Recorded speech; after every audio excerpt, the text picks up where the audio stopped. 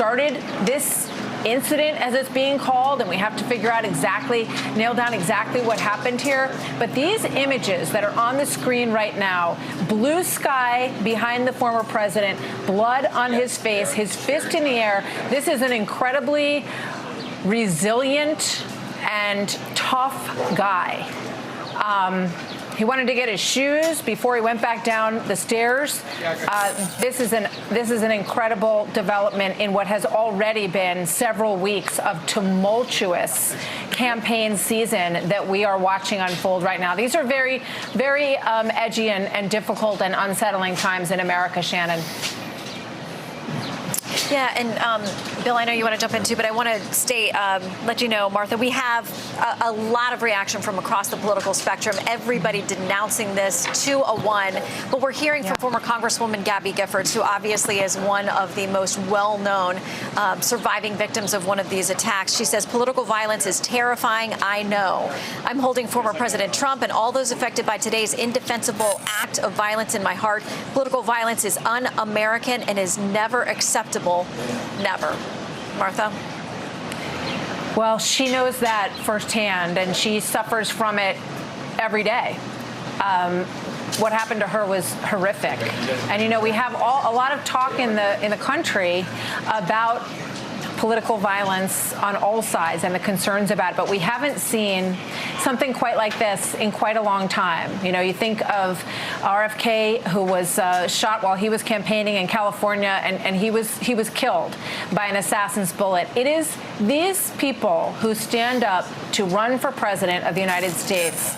They put their safety on the line every day, and these Secret Service heroes who surround him, I mean, think of this image of them literally body to body creating a wall around the person that they protect. And I heard you speak about this earlier, Shannon and Bill, but I mean, these guys we have an incredible team of people who protect presidents and presidential candidates in this country, and we need to be very grateful for them. And I would just stress that we're still waiting to learn the details about exactly what happened here and where this person who started this incident is right now, and that is the story of this evening. And I do expect, as I heard Bill say earlier, that we will likely hear from President Trump tonight, so we will stay tuned for that as well, guys. Thank you, Martha. Martha McCallum joining us as our coverage continues live here in Milwaukee. And Shannon, just want to bring up, there's a lot of information out there from the Butler County, Pennsylvania DA.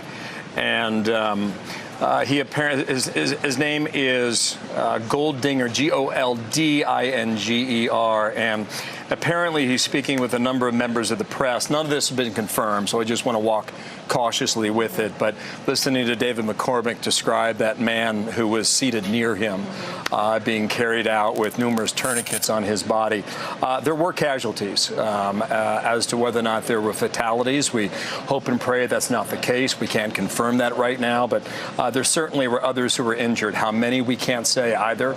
But when we look at that video, it appears, Shannon, you know, he grabs his right ear before you hear a sound. And then after that, there was a repeated sound over and again. In addition to that, you have, in all likelihood, what would be the Secret Service returning fire, and that's why we have that quote that we have used now, shooter is down. So we'll wait for an update out of Butler, but we just want to bring you some of that now. We're just getting something coming in from the Associated Press here. This is to the AP. They say the shooter is dead and a rally attendee was killed at the Trump event in Pennsylvania. They say the Butler County District Attorney is telling them that. That's according to the Associated Press. The shooter dead and someone also who was attending that rally. That's the latest from there on site. Gotcha. That DA's first name is Richard Goldinger. It's just coming up right now. Also, another report, audience member, as you say, killed, the shooter dead, another person said to be in serious condition. And we'll wait for more information on the condition for that purpose. Katie Pavlis joins us now. She spoke to the U.S. ambassador who was also at that rally. Katie, where are you, and what have you learned for us?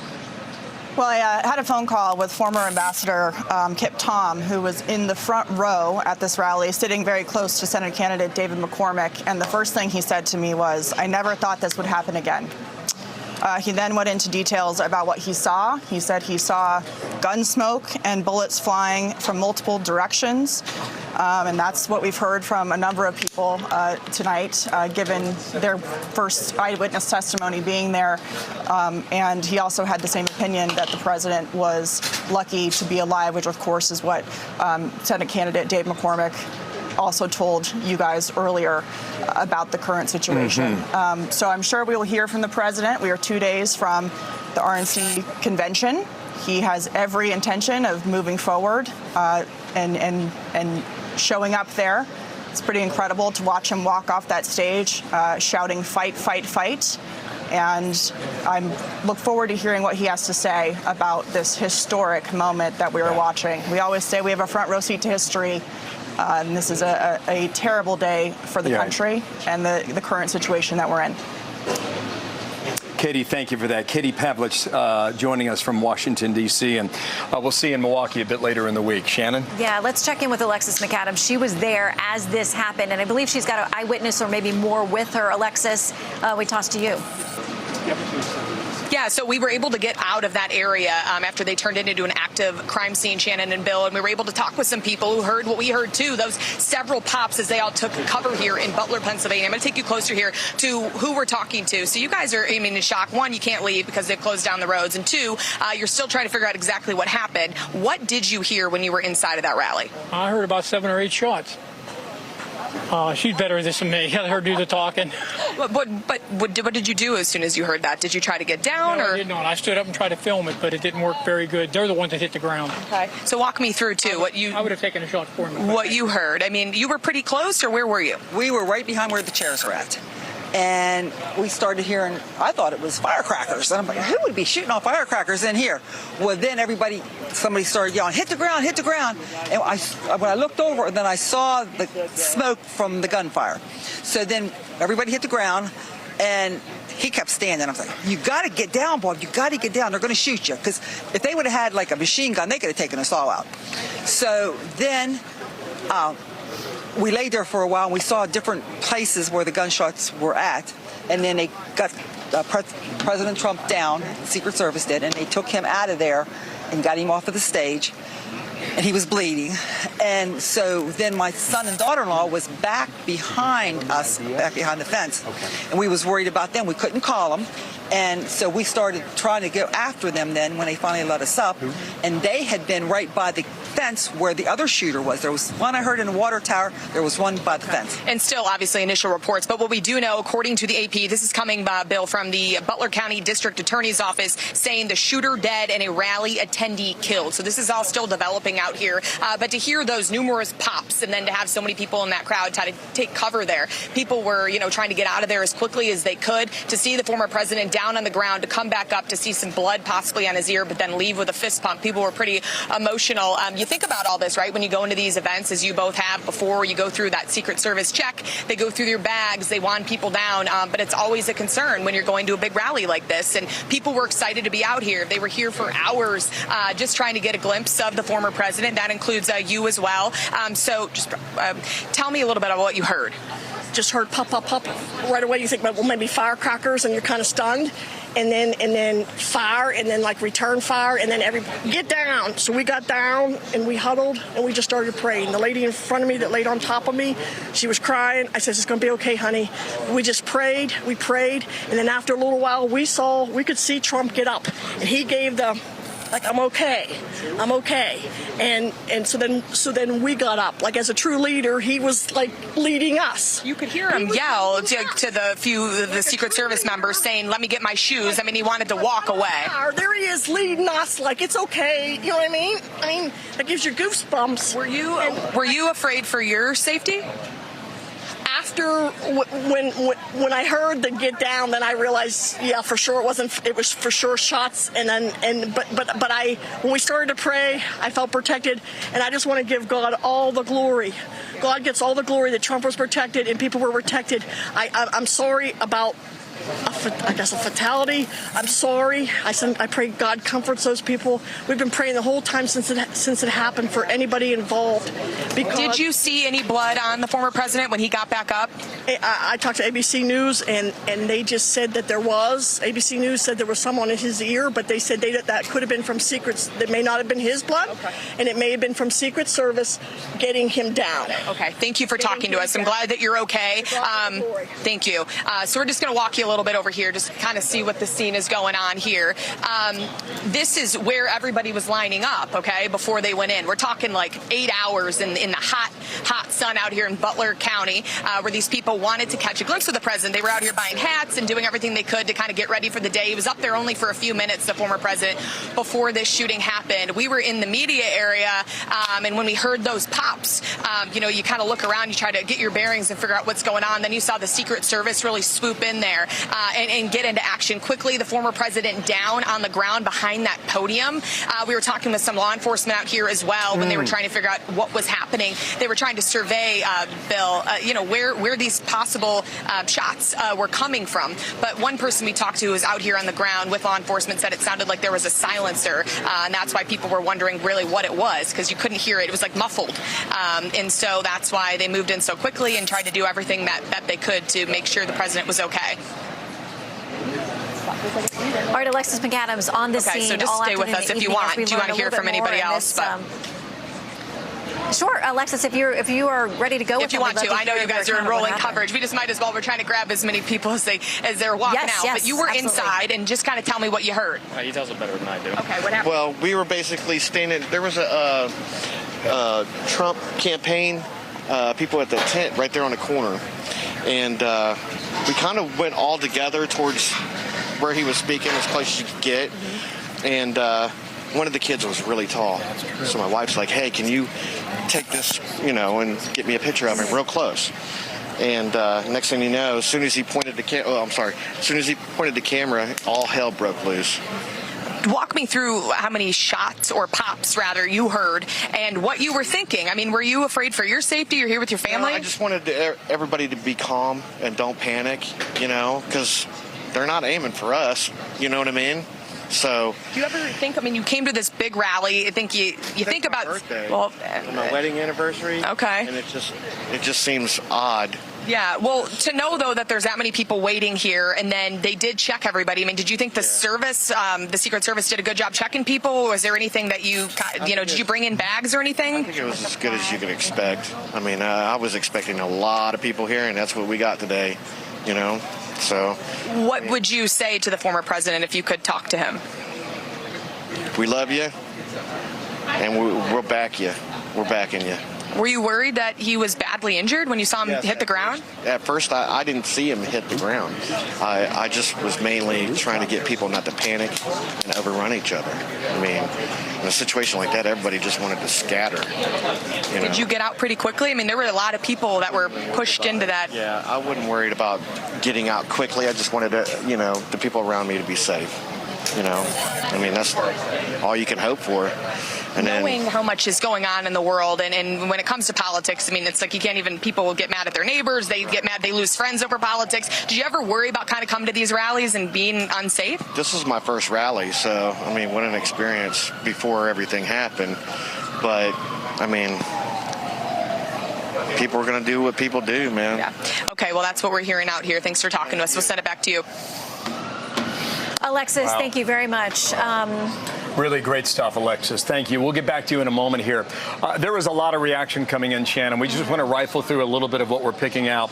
Robert Kennedy Jr., who's running his own campaign for the White House in the summer of 2024, sent out this on X a moment ago. Remember, this is a young man at the time when his own father was shot and killed in Los Angeles in 1968. He said, now is the time for every American who loves our country to step back from the division, renounce all violence, and unite in prayer for President Trump and his family.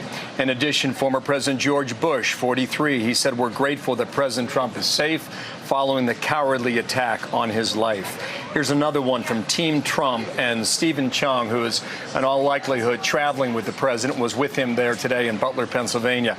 Quote, he says on X, President Trump thanks law enforcement and first responders for their quick action during this heinous act. He is fine and is being checked out at a local medical facility. More details will follow. We'll try and get more reaction as we move through the evening here. There is, Shannon, as we go, there's a lot of information flying out there, and a lot of it's on social media, and we're trying to parse what we think we can report now and what we can't. There is a video out there that shows an individual lying on a rooftop and not moving. The suggestion is that that could have been the gunman. We have no confirmation of that. But if that was from a certain distance away, a person with a firearm, with a long-range rifle, would have been able to reach that stage fairly easily from that location. So we'll wait for more information from authorities, and we'll be patient as we go. Yeah, Shannon. We will. And we do know from local authorities there on the ground are telling the Associated Press that the shooter is down, that another attendee was killed. There are others, at least one other, we believe, in critical condition. We're also hearing from the former Speaker of the House, Nancy Pelosi, who has walked through this political violence with her own family, her own husband attacked in their home out in California. She says, as one whose family has been the victim of political violence, I know firsthand that political violence of any kind has no place in our society. I thank God that former President Trump is safe. As we learn more details about this horrifying incident, let us all pray. And it goes on from there for those who are protectors, for those who are still first responders who are now in the middle of this investigation. But again, across the political spectrum, we're hearing with a uniform voice Bill denouncing what has happened today. And as we learn a little bit more about it, we do know the former president is doing just fine. Okay, we're going to hear from a lot of people as we go throughout the evening. We're just at the very beginning of what will be a significant American story. Paul Morrill joins us, former NYPD inspector. And Paul, welcome to our coverage. Your observations based on your own experience. Well, first of all, if the reporting is accurate and we do have a victim that has succumbed to his or her wounds, that's just so tragic here. It looked for a while there that the only casualty would be that apparently minor wound to Donald Trump. Now, if the incident is indeed over, starts the backwards scrub, right? You got to figure out how this person was able to do what he or she did. If they did it from inside the perimeter, how that happened. We are getting some reporting, Bill, as you've mentioned, that it looks like it came from outside, might have involved a long gun.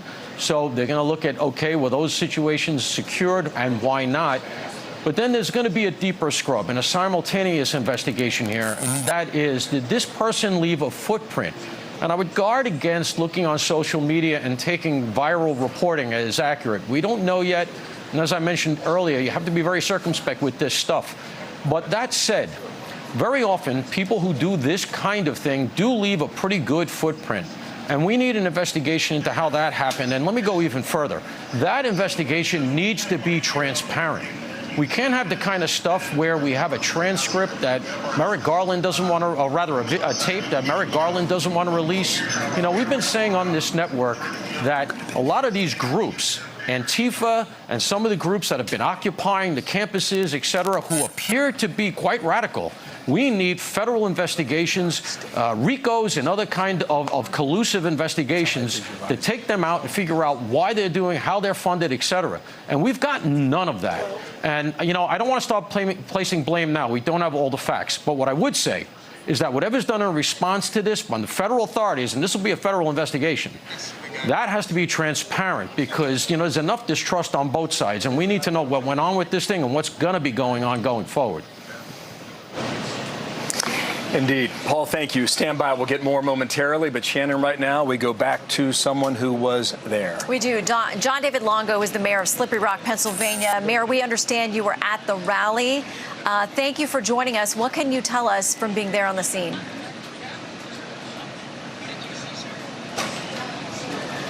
Mayor, are you there? Wow, that's a shame. Okay, so we'll get back to him.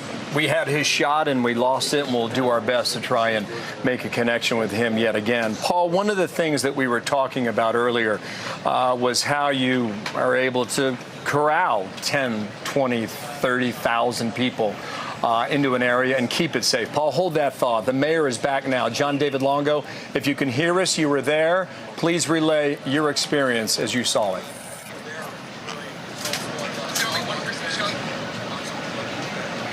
Okay, we are 0 for 2 on our attempts at that. Paul, how do you keep a place like this secure when you think about rallies that go back 8 years, Paul? 8 years. Yeah. I mean, look, it's very, very difficult. Alexis was talking about the fact that they did do wanding, which is generally very helpful and has a prophylactic effect. People see that, and so they say, you know what, I can't come in with anything if they ever had a desire to.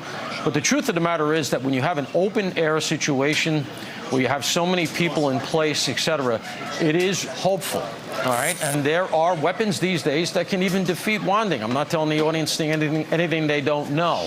The response now is going to be very telling. I can tell you that here in New York City, the NYPD is deploying heavy units in and around Trump Tower to make sure there isn't some copycat stuff. And you have to think of maybe even response stuff. Are people on the other side going to feel vengeful? So we have to dial it back. Everybody has to be cool-headed, and we have to find out exactly what happened here.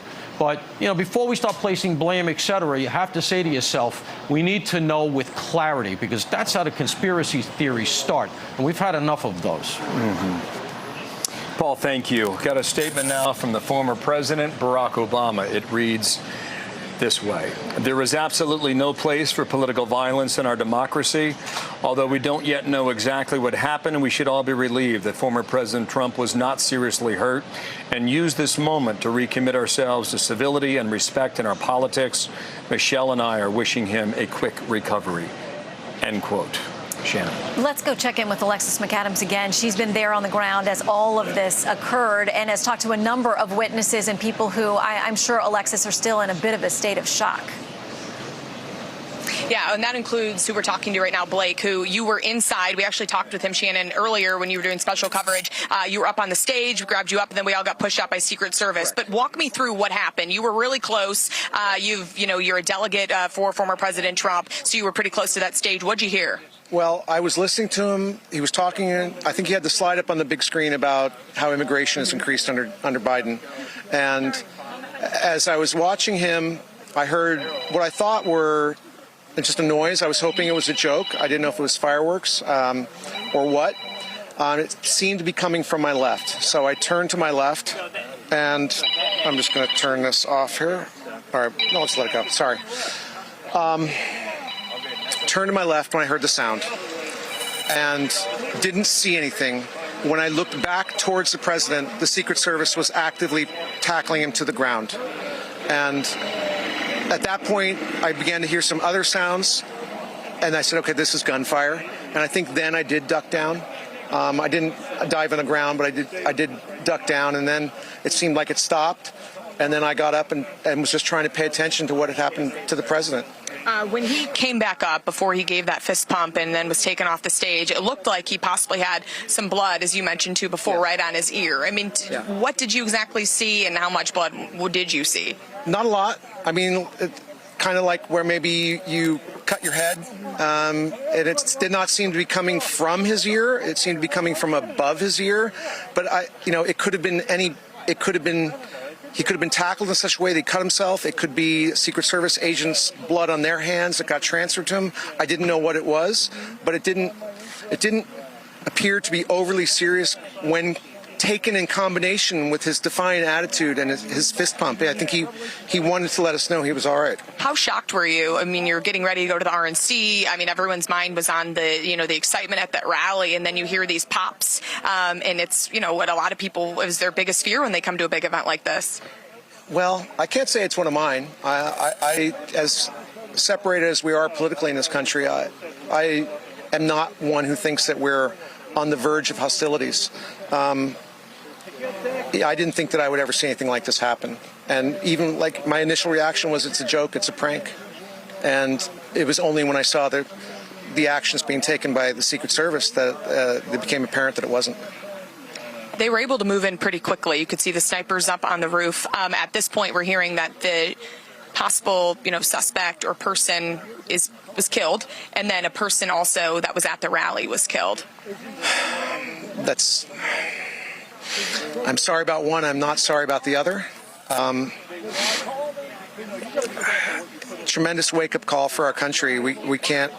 This can't be condoned. It can't be It can't be tolerated. And, you know, we have a very open society. We have a very open political discourse. It should never include violence. Never. Any groups that espouse violence, there should be no tolerance for it. Last thing, when people were moving out before the Secret Service cleared us out too, did you talk to anybody, and kind of what are people out here saying? Are they nervous? Are they scared? Very many people were upset. The whole gamut of emotions, from being upset to prayer to concern to anger to shock. I think I saw it all. Are you going to the RNC still? Oh, yeah, absolutely. I fully expect to see President Trump on the stage on Thursday accepting the nomination. Okay, thank you for talking to us. I'm glad you're okay. So that's what we're hearing out here on the ground, but definitely many people are still shaken up, as you can expect, trying to figure out what happened.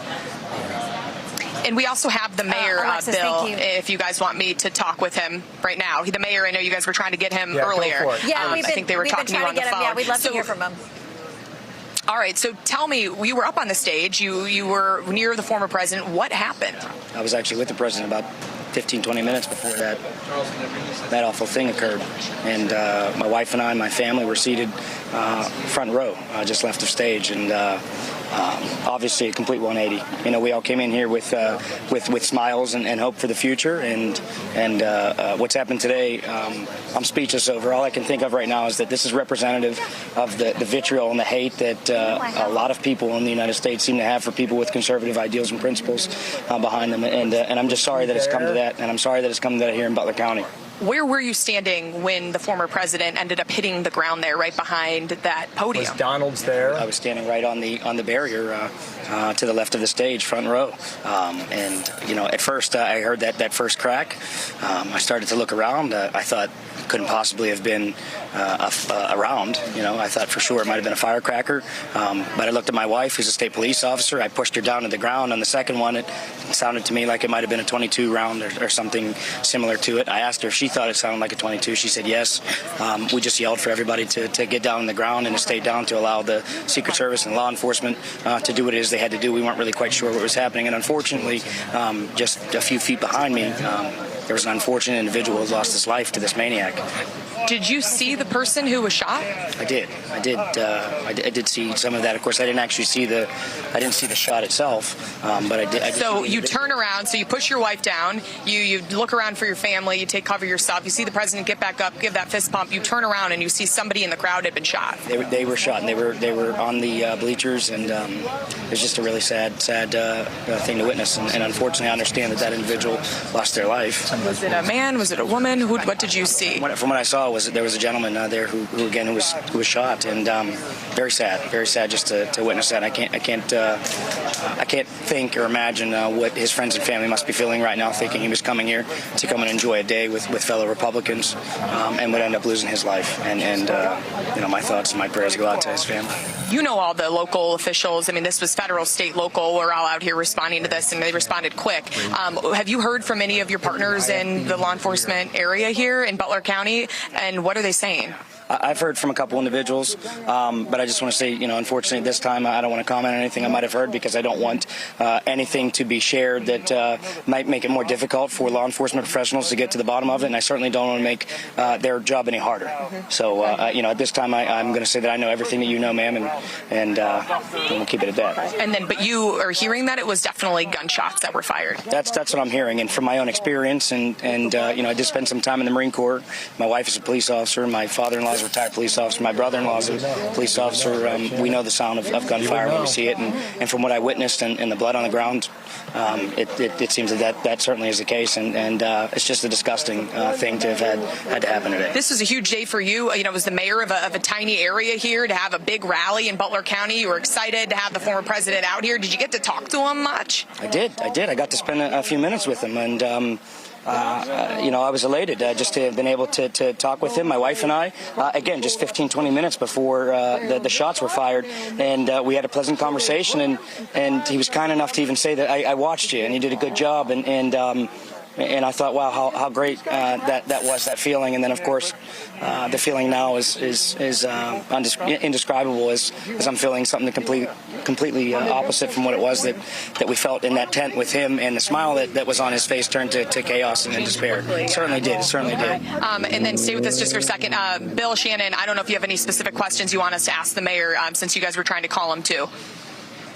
Yeah, the only thing, Alexis, that we're trying to clarify, if he can, did he see that on stage or in another area of that rally? Did you see the shooting happen when you saw the shooting happen, and you saw the person who was shot? Well, how close were they to the stage? Were they? And do you think that these shots were fired inside of the rally or outside of the rally? I was trying to figure that out myself, ma'am. What I can tell you is that I was seated in the front row, stage left, so to the right of the president, as near to the stage as you could be. The individual who was shot was in the bleachers about 15, 20 feet behind me.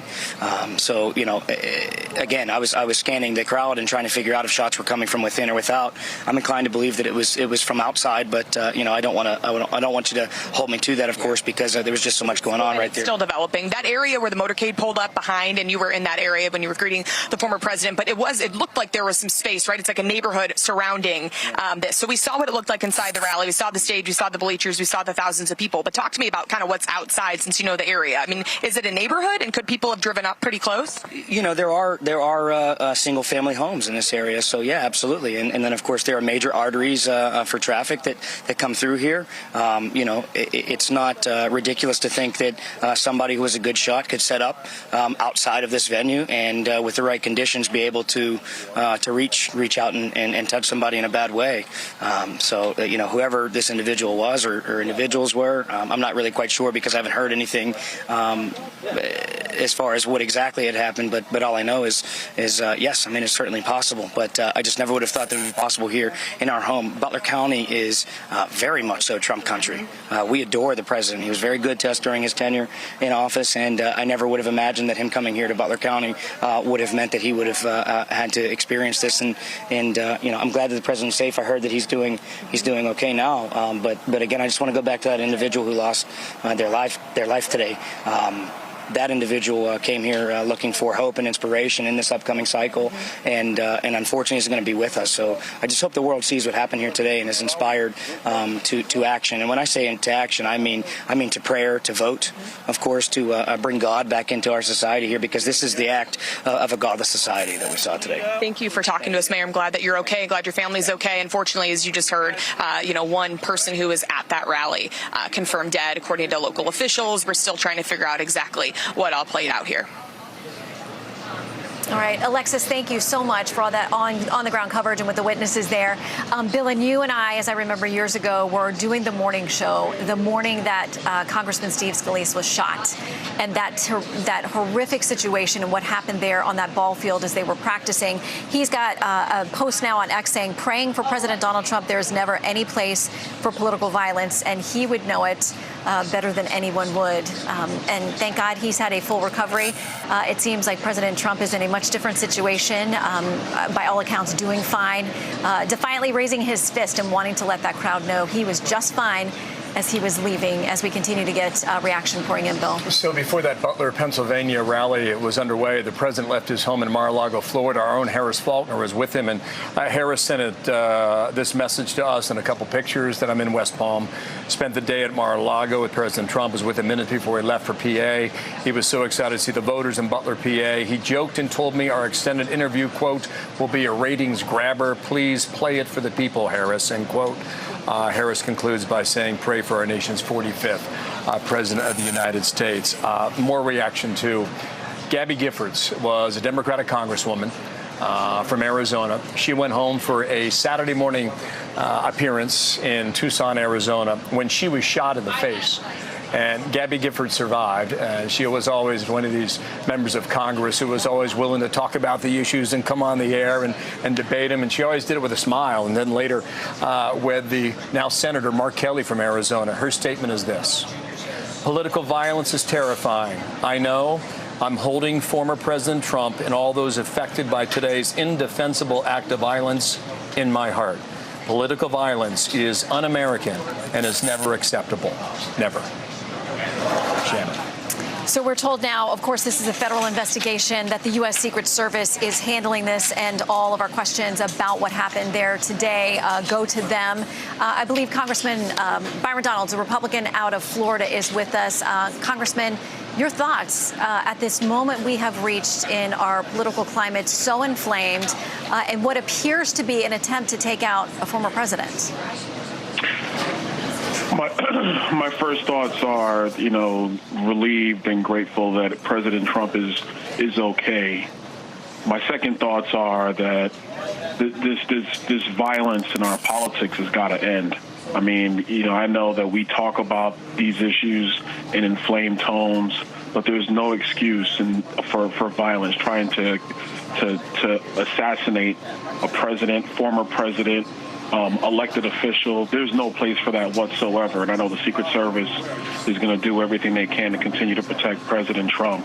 I think my third thought is Americans need to get out and vote. There's only one way to really deal with this, and that's to get out, get yourself to the polls. Don't worry about news reports or anything like that. Get to the polls. And it's in the hands of the American people to have the country that they want going forward. And that's a country where we embrace tolerance. We're not just have one thought, one mind, one way of looking at our issues or one way of looking at the world. That you get out and vote, you make your voices heard, and that we are tolerant of all voices, even when we don't agree with them. Sir, well stated. Thank you, Byron Donalds, a Republican congressman from Florida. If we have our colleague Martha McCallum, I would like to try and bring her back in. Hi, Bill. Martha, we've been waiting to hear from President Biden. What do you have on that front now? So President Biden has just put out a statement saying that he is praying for the family, that he is praying for President Trump, and that political violence is never acceptable. He's going to make a statement. We're just hearing about this just a few seconds ago. He will deliver a statement to the nation after the apparent assassination attempt on former President Trump. So it took a while. He said he was being briefed by Secret Service on getting as much information as he can on this situation, but now we are told that he will deliver. This is AP reporting remarks to the nation after the apparent assassination attempt on former President Trump. And the more we are seeing, Bill, about and hearing reports about, and we don't have this confirmed, although there are images, as you mentioned earlier, about a man who was on a roof. There's a bystander who speaks to someone at the BBC in great detail about what he saw and that they alerted police, according to him. So we have to obviously be very careful with all of this. But there is at least one person who has lost their life, and the former president of the United States is extraordinarily lucky to have survived what is looking like an attempt on his life. And, it is just an extraordinary series of events that we're seeing unfold here, but it is absolutely shocking. But, we were talking before about the people in the stands, and if this came from further away, if it came from a building top back there, it explains why everyone continued to look forward. And we think that someone on the upper left-hand side of those stands went down and was shot, according to these, details that we all have to confirm. But that's why you didn't see people, sort of darting in any direction to tackle anyone, if indeed the person who did this was over on that roof. So a lot of information out there, as you said, Bill. We want to be very cautious about this, but it is becoming increasingly likely that the president was just extraordinarily lucky to be alive, and we hear that he is fine, and we're waiting for more from him. But President Biden will be speaking from Delaware, we're told, fairly shortly. Yeah, thank you, Martha, for that. We'll wait for that. Lucas Tomlinson's in Rehoboth Beach, Delaware. Tells us Biden will speak soon behind me at the police station, so we will await that. Alexis McAdams is doing terrific work. She's our reporter on the scene in Butler, Pennsylvania. And she was dispatched for this assignment, and this assignment was expected to be a pump-up rally before the Republican convention gets underway in 48 hours from now here in Milwaukee, Wisconsin. And Alexis, you have a very different story in your hands right now. Hello again. Hey, Bill. Yeah, we had no idea that this was obviously going to take place. We were trying to figure out what those pops were. And when we were up on that media stage, I was standing there watching the former president talk about immigration, and he was actually referencing a big graph and saying, like, look how many things have changed under the Biden administration, and this is why I'm a good choice. And then all of a sudden, you heard all these pops, which now we are hearing from law enforcement sources were possible gunshots. So we're trying to talk with people who were inside of that rally, Bill. I'm just going to check in with people as we develop here live with this coverage. So you were inside. What exactly did you hear and what did you see? So we heard something that sounded like a firecracker, and we turned around, and there was people behind us, and it was two of our guys, I think, in camo uniform shooting back. And then we seen a guy inside the crowd here, probably 15 away from us, get shot. They said there was a casualty, and he was dead, and somebody else got shot. And then apparently our guys were shooting on top of the building, and everybody started cheering once they got the shooter. You could see him up on top of the building there. Okay.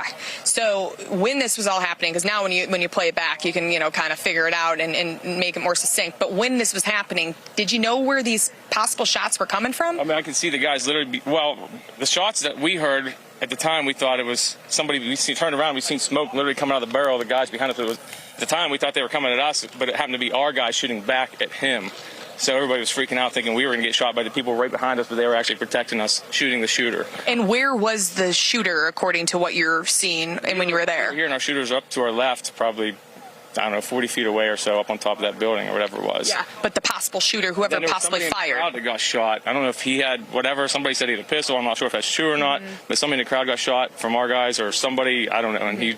Whatever. Okay. So it's a confusing situation. But when you heard those pops, did they sound like they were coming from in the crowd, outside of the crowd, outside of that fence near the retention pond? It literally sounded like it was 20 feet behind us, right outside the fence, right there. I mean, it was literally 10 feet behind us. The guys that were our guys were 15 feet behind us. We literally watched them shoot back. I mean, they were right there. How many shots did it look like the law enforcement fired at a possible shooter? 2 to 4. I mean, there was at least two different sets of shots. You could hear 2 different guns. There was 4 shots from at least one and 2 shots from another gun that you could tell. There was 2 different guns that I could hear. I don't know which was which. It was hard to tell which was which. Okay. All you could see was smoke, and you could hear the bullets, and then you seen people and somebody got shot, and you could actually. Yeah. Okay. Well, thank you. Glad you're okay. But that's what we're hearing. At least one person shot in that crowd has died, according to the Butler County District Attorney. Bill, we'll keep you posted on what else we hear. All right. Thanks, Alexis McAdams. Back with you momentarily. Shannon. All right. We're going to bring in Congressman Dan Muser out of Pennsylvania. Congressman, thank you for joining us. What can you tell us? Hi, Shannon. Hey, much of what you heard was quite accurate. The president was 6 minutes into his speech, 7 minutes. Next thing you know, we heard gunfire. Some people speculated. Somebody said there's firecrackers behind us. It sounded like it was very close. I was sitting in the front row to the right of the president with Dave McCormick, Senate candidate, as well as Mike Kelly, one of my colleagues. And then we saw the president seeming grab it, and he dropped he hit the deck. He knew he was being fired upon, and that's pretty much when everyone began. And then Secret Service did its job. Secret Service was up there fast, and they got on top of the. They returned fire on the shooter pretty fast. I mean, it sounded like it was real close to us. And I'll also add the one fatality that I believe is a fatality. I don't want to overstate things. Was no more than 20 feet behind us. So certainly our prayers and are certainly with that individual. Yes, sir. In which direction was the Secret Service firing? Well, I didn't see the Secret Service necessarily firing. The pictures that I've just seen of what the likely shooter up on the roof certainly makes sense, because that did seem to be where the sound of gunfire was coming from. But I actually did not witness the Secret Service returning fire. I saw them scattering and on the move pretty fast. But when I said the Secret Service responded, they were on top of the president to protect him first. But I will tell you, once even the Secret Service surrounded the president, there was additional shots fired. So it was quite a terrible scene. I'm sure. Sir, thank you for joining us. Dan Muser's a congressman from Pennsylvania. He doesn't represent that district necessarily. His district's a little further east in Pennsylvania, which you know is going to be a battleground state in November. But tonight, it is the story. And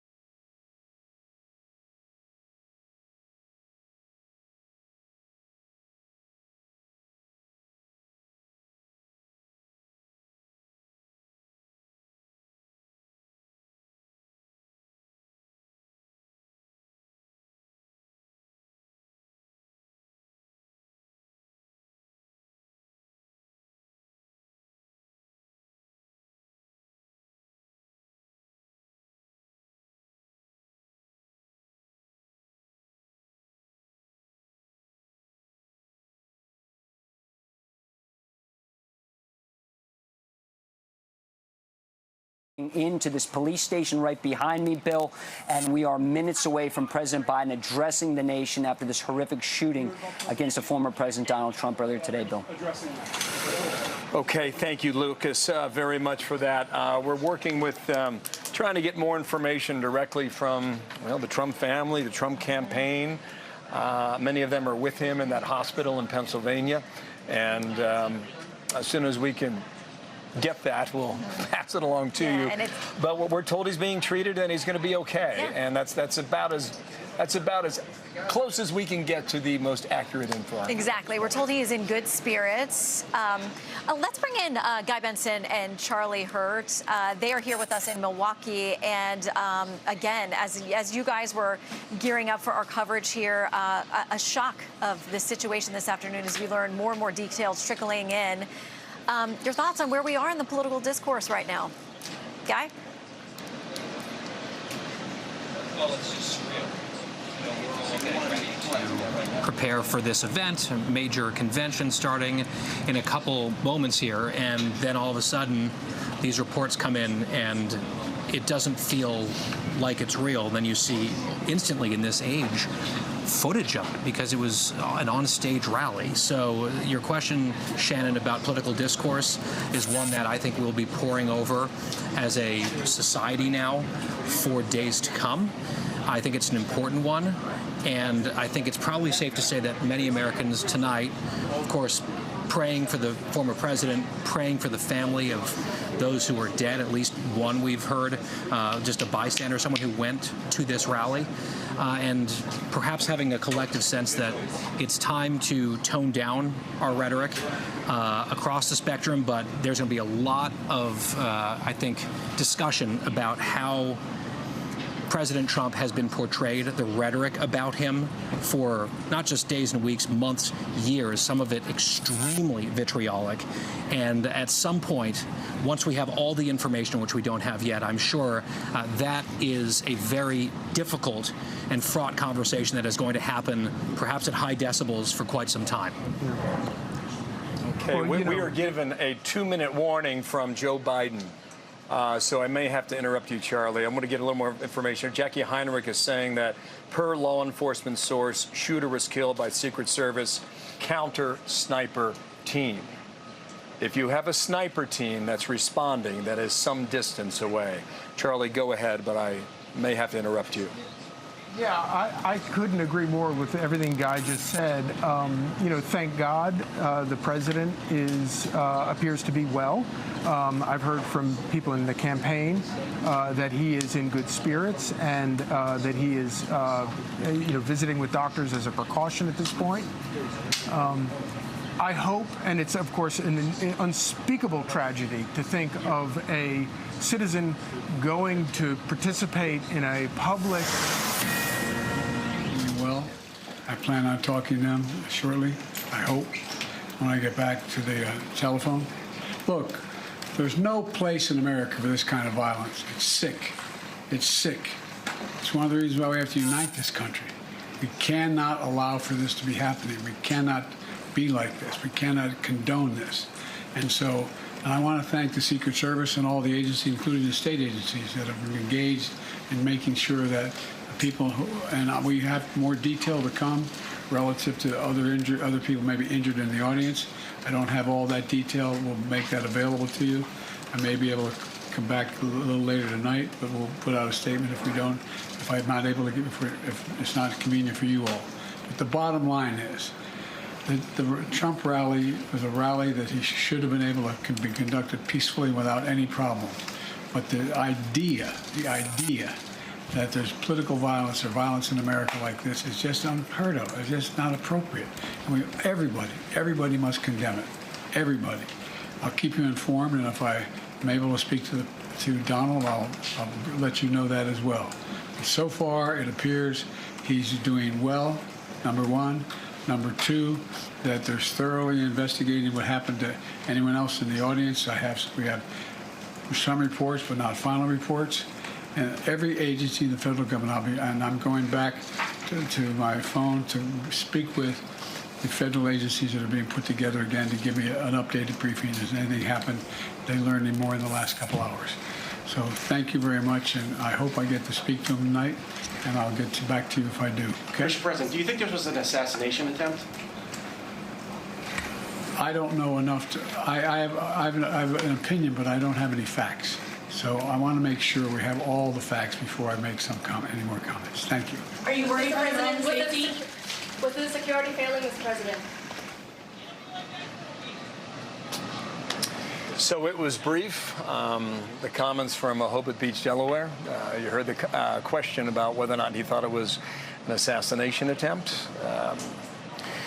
By all accounts, and the witnesses that we have heard from in that field in Butler, Pennsylvania over the past 2 hours, someone, maybe more than one person, had the intent to show up at that rally today and take President Trump and his life off of this earth. That did not happen.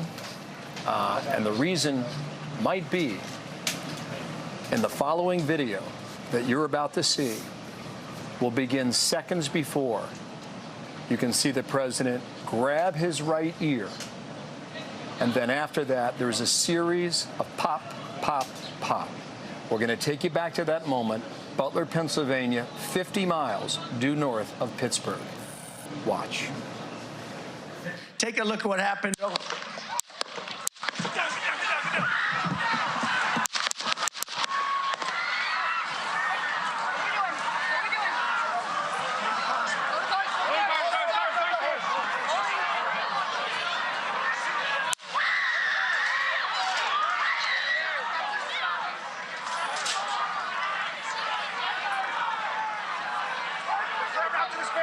Move it there. Hold. When you're ready. On you.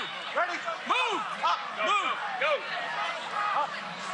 Hawkeye's here. Hawkeye's here. Move it to the spare. Spare, get ready. Spare, get ready. We ready? Are we good? Shooter's down. Are we good to move? We're clear. Let's move. Let's move. We're clear.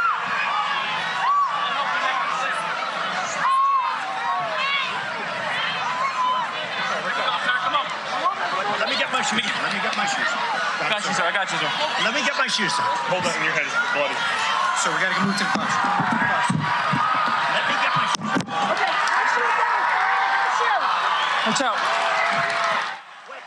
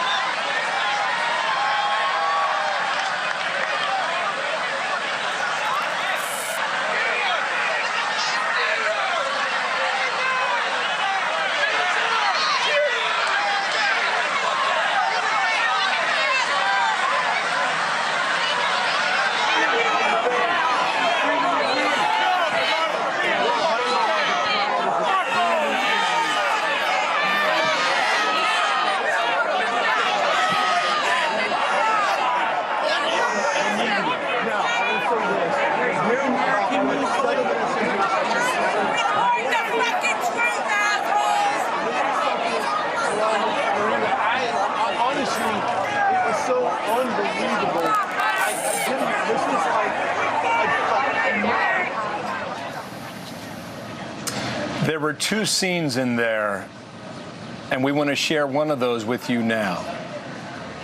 There's an iconic photo, including this one, of the president with his fist up in the air, which appears to be the time when he shook the Secret Service off and looked to the crowd and pumped his fist in the air.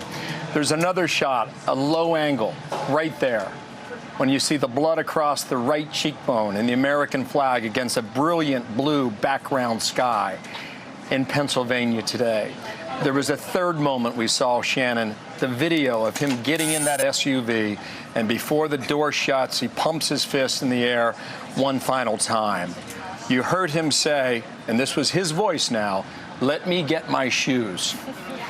Let me get my shoes. It happened at least twice, maybe three times. The president is likely alive at this moment by mere centimeters of a bullet that apparently grazed his right ear on that stage about 2 hours ago. Yeah, and as you said, that is going to be a picture for the history books, essentially, as we watch this unfold live on television, and then the fallout as we hear from people across the political spectrum, including President Biden, who said he hopes to speak, he said, with Donald tonight. Bill, as you posited earlier, it's very possible we hear from President Trump tonight. I think they've got to be considering that and letting folks know that he is good, at least by all reports, in good spirits, that he is fine and safe. That's what we've heard from Secret Service and from his campaign as well. I would imagine he will be anxious, even if it's something on social media or elsewhere, to put out a message and let people know how he is doing. Just days away from coming here to the convention where, frankly, you know, security is always exceptionally tight. I can only imagine that the city will be even on tighter lockdown if that is possible. There is a march planned here in Milwaukee protesting the Republican Party, President Trump. They battled back and forth to get permission and to get the permits and the things that they needed here in Milwaukee to get done. That, we understand, is still planned for Monday, but it will be very interesting to see how this and the convention in Chicago and other political events, how things change after something so shocking and what appears to be an attempt, as you said, to take out a former president on this day as he rallied in Pennsylvania. Obviously, you see on the screen is being investigated as an assassination attempt. The President Joe Biden said during his statement that he may come out again tonight, if appropriate, was the suggestion. So we'll wait on that. Butler, Pennsylvania is a town of about 13,000. Butler, Pennsylvania, as a county, is about population 200,000. This is north of Pittsburgh. It's considered rural. This really has become the backbone of Donald Trump's political career. Rural America has hitched their wagon to his movement, and it all started in November of 2016. It got stronger on the election of 2020, and this is the reason why, running a campaign, trying to take back the White House, the president will go to a place like Butler, Pennsylvania today before tens of thousands of people. Yeah, and knowing what a prize it is, the vice president was there today in the Philadelphia area. The first lady was there in Pittsburgh today. It is a prize, part of that blue wall that the Biden team has talked about they need to win, and that the Trump team thinks they may be able to pick off this time around. Meantime, on the political front, as we talked about moments ago, the Biden team taking down all outgoing political advertising, commercials, essentially a pause on what we are looking at in the middle of a very heated campaign season. I believe that we have Congressman Steve Scalise with us, who is a survivor of political violence. And Congressman, Bill and I were working together the morning you were shot, and thank God every day that you have recovered. But I got to ask you how this sat with you today, watching this play out. Well, it was difficult to watch. You know, it brings back a lot of emotions. You know, my first thoughts were to pray for President Trump. You know, early reports, you really weren't sure what happened. You saw blood coming from his ear, but you know, as we see now, I mean, it was a clear assassination attempt. I think there was maybe some divine intervention in preventing that from being much worse than it could have been. There were other deaths. We pray for all of those that were injured or killed innocently. You know, the shooter was down, and you saw law enforcement take swift action, and we saw that too on the ball field. Law enforcement is the first to go run towards the danger. They did it today. They did it on the ball field, and that's one of the things that keeps more people safe when evil people show up to do things like this. And there's no place for it. There's just no place for violence in our politics in America, and we can never accept it. We all need to forcefully denounce it. Got a statement from the FBI a moment ago, sir. FBI personnel are on the scene in Butler, Pennsylvania. The FBI will continue to work jointly with the U.S. Secret Service as the investigation moves forward. Speaking of that investigation, Congressman, we're a long way from truly understanding what happened here. We're a long way from understanding whether there was one person or more than one person who showed up at that rally today. And I think about that day that you were laying on that softball field, in the baseball field rather, in Washington, D.C. with your colleagues. And a gentleman had driven from several states away. I believe it was Illinois, if my memory serves correctly. And he had a trunk load of weaponry. And he'd laid in wait for you and other colleagues to be there at 7 o'clock in the morning. And I believe that the shots hit you around 7:14 a.m. I think Rand Paul was at bat, I do believe, taking batting practice. And Brad Wenstrup, a Republican colleague of yours who did time in Iraq, he's a doctor by way of he's an expert in podiatry, and he was the one who attached the tourniquet to your body and likely saved your life. Yep. And I imagine there's a day that doesn't go by that you don't think exactly of that. Oh, look, Brad is a hero of mine. Brad, if he would have left early like he does some practices to go to his office, he had a meeting that that got canceled, so he stayed later than he normally would have. Otherwise, I might not be here right now. The heroism of David Bailey and Crystal Griner, the two Capitol police officers who were there that day, who risked their lives, both of them, and both were hit during the shootout and kept going at it again. Risked their life to protect mine and everyone else's. I mean, the shooter's intent was to take out every Republican on that ball field. There would have been over a dozen members of Congress killed that day. But God was there, too. There were miracles that happened that day, and a lot of prayer, a lot of miracles. And I know there are prayers going out right now to Donald Trump. And look, just remember, that night Donald Trump came to the hospital to check on me and just to console my family. And that was his birthday. He left a birthday party to come and check on me, and just the kind of person he is. I texted him a little while ago because he's a special man. He's a strong man. I know that.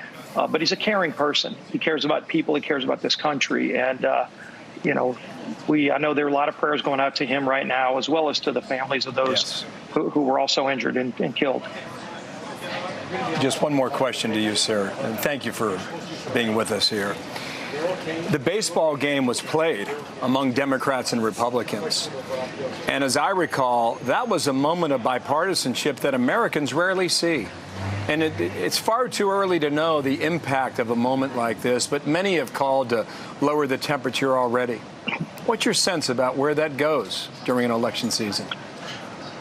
Yeah, I think, when you hear all these calls and, you've been hearing it for months, gee whiz, if Donald Trump wins, it's going to be a threat to America. Those kind of things, that incendiary rhetoric needs to stop because all it takes is one person who's just unhinged to hear that and go act on it and think that that's their signal to go take somebody out. And we saw it in the case with the baseball shooting with me. And, it was somebody who was hearing far left rhetoric that was it was over the top and he acted on it. And, in this case, we'll find out more information. We don't need to jump to conclusions, but I think we can all say it would be good if the rhetoric just gets dialed down. Let's focus on the issues that people care about. This is a great country. This is the greatest country in the history of the world. But we have problems, and let's talk about those problems, how to fix those problems. And I think that's where most Americans want to be. And let's have a next few months focus on how we get this country back on track. And I think that would be better for all of us. Sir, thank you. Steve Scalise, the Republican from Louisiana. Really appreciate your input. Thank you, sir. We're going to bring in Bret Baier for a moment here. Bret's about to get on a plane. Before I do, however, I just received a text from the Trump family, and I'm going to read it word for word because it's not that long. It's Eric Trump, the son of Donald Trump, who says, my question was, how's Dad? His answer was, toughest guy I've ever met. That from the medical facility in Pennsylvania. I want to bring in our colleague Brett Baer. Before you jump on that plane, Brett, you're going to come to a city that is going to be kind of different for this convention starting now. Yeah, Bill, I'm on the plane now, and I've reached out to the campaign and a number of people in Trump world. All are saying good signs about the former president. That message you just got from Eric matches some of mine that I've received, which is great news. It is an indelible image now, that picture of him with his fist in the air with the bloody ear and face. I want to just talk for 1 second about some of the other reporting, and we're trying to dig this out. But Pennsylvania State Police, through a number of news organizations, has sources saying that one of the shots may have hit the teleprompter and that a glass shard may have hit the former president's ear. We don't know that to be a fact yet, but that is what Pennsylvania State Police have been telling some reporters there on the ground. The other thing is, obviously, Martha mentioned this earlier, the shooter, it looked like this person was on top of this building.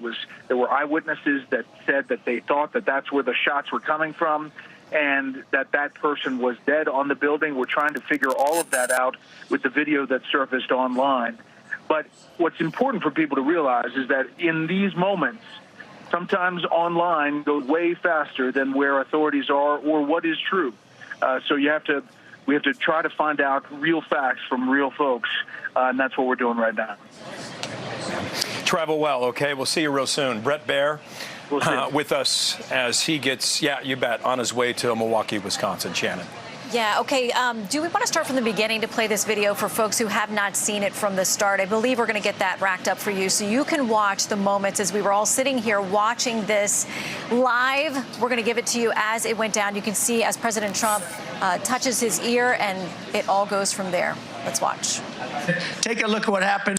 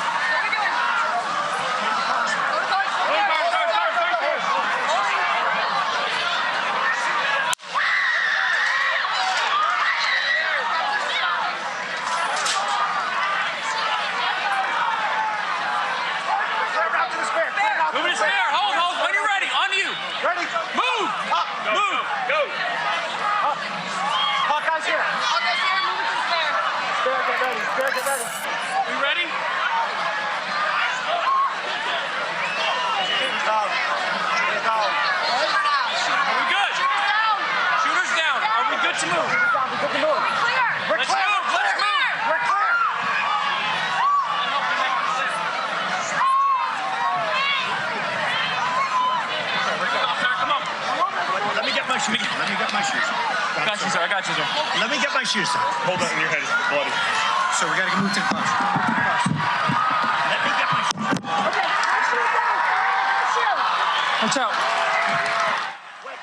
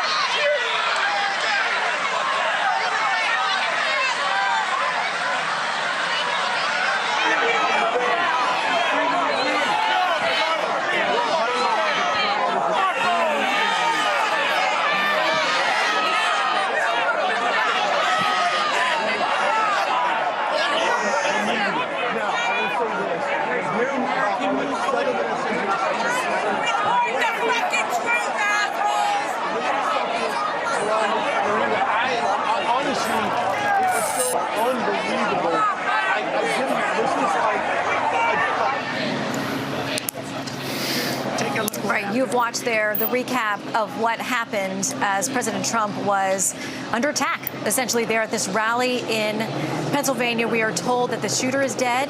We are told by local authorities there in Butler, Pennsylvania, also that there is another person who's been a fatality in this case, others who are potentially injured as well. But you saw President Trump wanting to send the signal, bloodied there and being dragged out by his Secret Service, that he was okay. His fist pumping in the air, letting folks know that he was not going down. He had said to the Secret Service, let me get my shoes, and he wanted to walk out there as they were trying to bundle and get him out, which is their job. They got that cordon around him, and what probably slowed them down, Bill, was him wanting to make sure that people knew he was okay. Shannon, you were sitting here when the rally began, and you tossed to it live on the air, and you described it to me as about happening, 5 minutes into his address.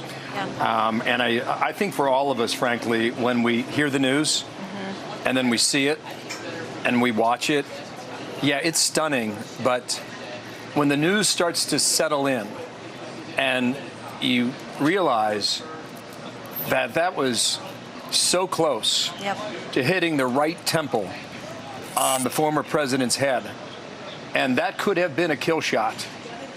And there were some reports suggesting that the shooter was outside the perimeter where this rally was being held. We haven't confirmed that. Some people talking about him being on top of a rooftop. Maybe that's true, but the investigation is going to play out when it plays out. And we'll get that information to you as quickly as we can, but not before we confirm it ourselves.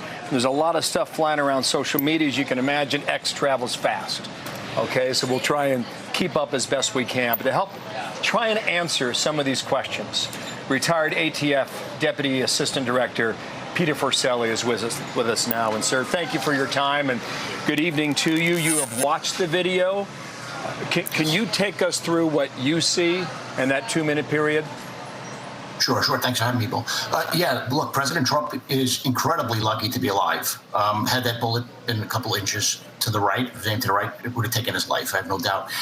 Keep in mind, the bullet travels faster than sound. So he felt that injury before he would have heard that first shot go off.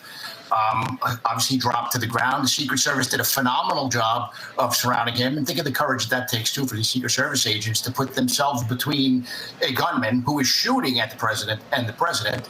And then if you notice, while he's down on the ground, you heard one of the Secret Service operators say the shooter is down. And it's at that point where they start to stand former President Trump up, but still maintaining a perimeter around him to protect him for just in the event, I would imagine, there was another shooter.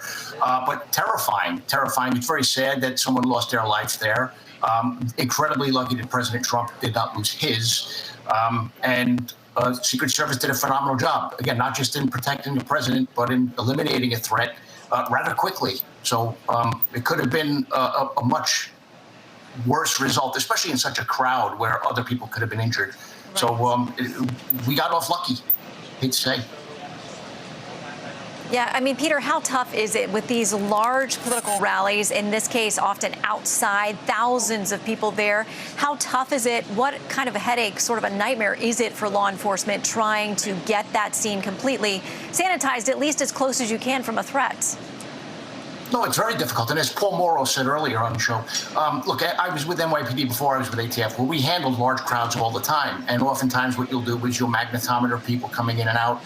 The Secret Service does that. They have the uniform division that often screens people coming to these events. But it's very difficult because you have so many moving parts and so many people. And, again, my understanding from what I'm hearing from my sources is similar to what you're hearing, that the person was not inside of the event, but firing from a rooftop, which does make sense when you hear that it was the counter snipers that actually eliminated this threat. That's their job, is to take out a sniper, hence the term counter sniper. But they did a phenomenal job, and my prayers for President Trump and his family, and for the family of the person who lost their life there. Yeah, Peter, just one last quick question here. It's kind of hard to say right now. How long is this investigation going to take? Well, it might take some time. Obviously, once they have the identity of the shooter, they're going to want to look at what he's done in the past. They want to look at his social media. They're going to try to find out where that firearm came from, who purchased that firearm for him. Did he purchase it for himself? It could go on for several months, and it will probably be worked jointly with the FBI taking the lead, because it was an assassination attempt on a former president, and Secret Service providing support along with other federal agencies within their areas of expertise. Well, they know who this person is, obviously. Shooter's dead. Will they tell us tonight? I think they should, but again, it's going to depend on where that investigation takes them. Again, because they want to find out if there were other parties involved, and disclosing the name of the shooter could potentially cause other people to go into hiding. So it's going to depend on where the investigation takes them, I believe. Thank you, sir. Peter Forcelli, thanks for jumping on. Really appreciate it. With Fox Digital, Brooke Singman reports this. The former Attorney General, Bill Barr, is quoted as saying, the Democrats have to stop their grossly irresponsible talk about Trump being an existential threat to democracy. He is not. That statement from Bill Barr into Fox Digital just now. Yeah, let's take that to our Fox News contributors. Guy Benson and Charlie Hurt. Guy, you heard what the former AG said, like, we got to turn down the temperature. Yeah, and that's going to be, I think, a theme that is going to play out and be repeated in different ways in the coming days. We're still trying to wait to get all the facts in. I think that is always smart to do, but on its face, this is horrifying. As we were just replaying the incident in real time, several seconds into the chaos and the melee, there's a blood-curdling scream from a woman that just chills you to the core. The terror, the horror, and this at a campaign rally for a man running for president. This has no place in our country. And just to zoom out for a moment, think about the volatility that we already faced in American politics, with all the legal issues surrounding President Trump, the type of rhetoric that the former Attorney General just alluded to in that statement that we read, the turmoil on the Democratic side of the aisle with their likely nominee and some of the drama there. We were heading into a convention season, a summer season, before a presidential election that was already simmering at about an 8 or a 9 out of 10 on the temperature scale. And now we have, on top of it, what very much appears to be an assassination attempt against a former president of the United States and the leading candidate for president in the country right now. So I think it's totally appropriate for people to be calling for prayers for the former president, his family, and all those affected by what happened today. I think if you're the praying type, it might be in order to pray for our country right now, because these are dark days. And I think if we can take a collective step back and a breath and pray for our well-being as a nation, that is probably a good idea on a night like this. Senator Josh Hawley saying there needs to be a full congressional investigation into how this could have happened. Major security breach. He's exactly right about that. I imagine the investigation, Charlie, is probably beginning right this hour. Yes, I would think so, without a doubt. It is an extraordinary moment. You know, there are a lot of things that we don't know right at the moment, but one of the things that we do know, based on all of the available evidence right at the moment, is that this was an assassination attempt on Donald Trump. And I was struck by your very powerful interview just a minute ago with Steve Scalise. And it's a very sobering reminder of how long this toxic swill has kind of been brewing in this country. And it's unacceptable. You can't have a free country of self-governance when you have violence like this. And it's, we are so lucky that we're not looking at a far graver situation for Donald Trump. Obviously, a supporter of his went out today to participate in our public politics and apparently is dead. And that is just so unthinkable and so despicable. One other thing I think is important to note, as you pointed out, Donald Trump's, for all he knew, he was dead at that moment. Yet he took a moment to want to hold back and make sure people knew that he was okay. And to me, that is a sign of bravery and toughness and a concern for our political process in this country that is sorely needed. And I think he should be lauded for that. He is the toughest son of a gun to, I think, ever run for president. Jake Gibson, a producer at Fox News, covers the Department of Justice and many other things for us, sends this message. Urgent, shooter dead, AR recovered. Federal law enforcement source says the shooter is dead and that an AR-style rifle was recovered at the scene. That from Jake Gibson, working the story back in Washington, D.C. Yeah, and we are hearing from Matt Reedy, who is one of our producers, who is often on the campaign trail. He's out talking with folks here in Milwaukee, where we are getting ready to start the RNC, getting their reaction to this. He talks to one man who says this: "It is a tragedy. I hate to see what this country is becoming. I personally believe that we're onto some devastating events in our future. And, you know, at the end of the day, I think Trump's just trying to make things better." Regardless of where you're coming from politically, guys, you said maybe it is time to pray for this country as a whole, for those who don't already do that, because it feels so divided. And the actions of this person today, as we get to learn more about it. If I could here, I apologize for the interruption. Here we go. This is from Donald Trump's account, @RealDonaldTrump, and I'm going to go ahead and read it to you by way of Trump's campaign, who sends it this way and says the following.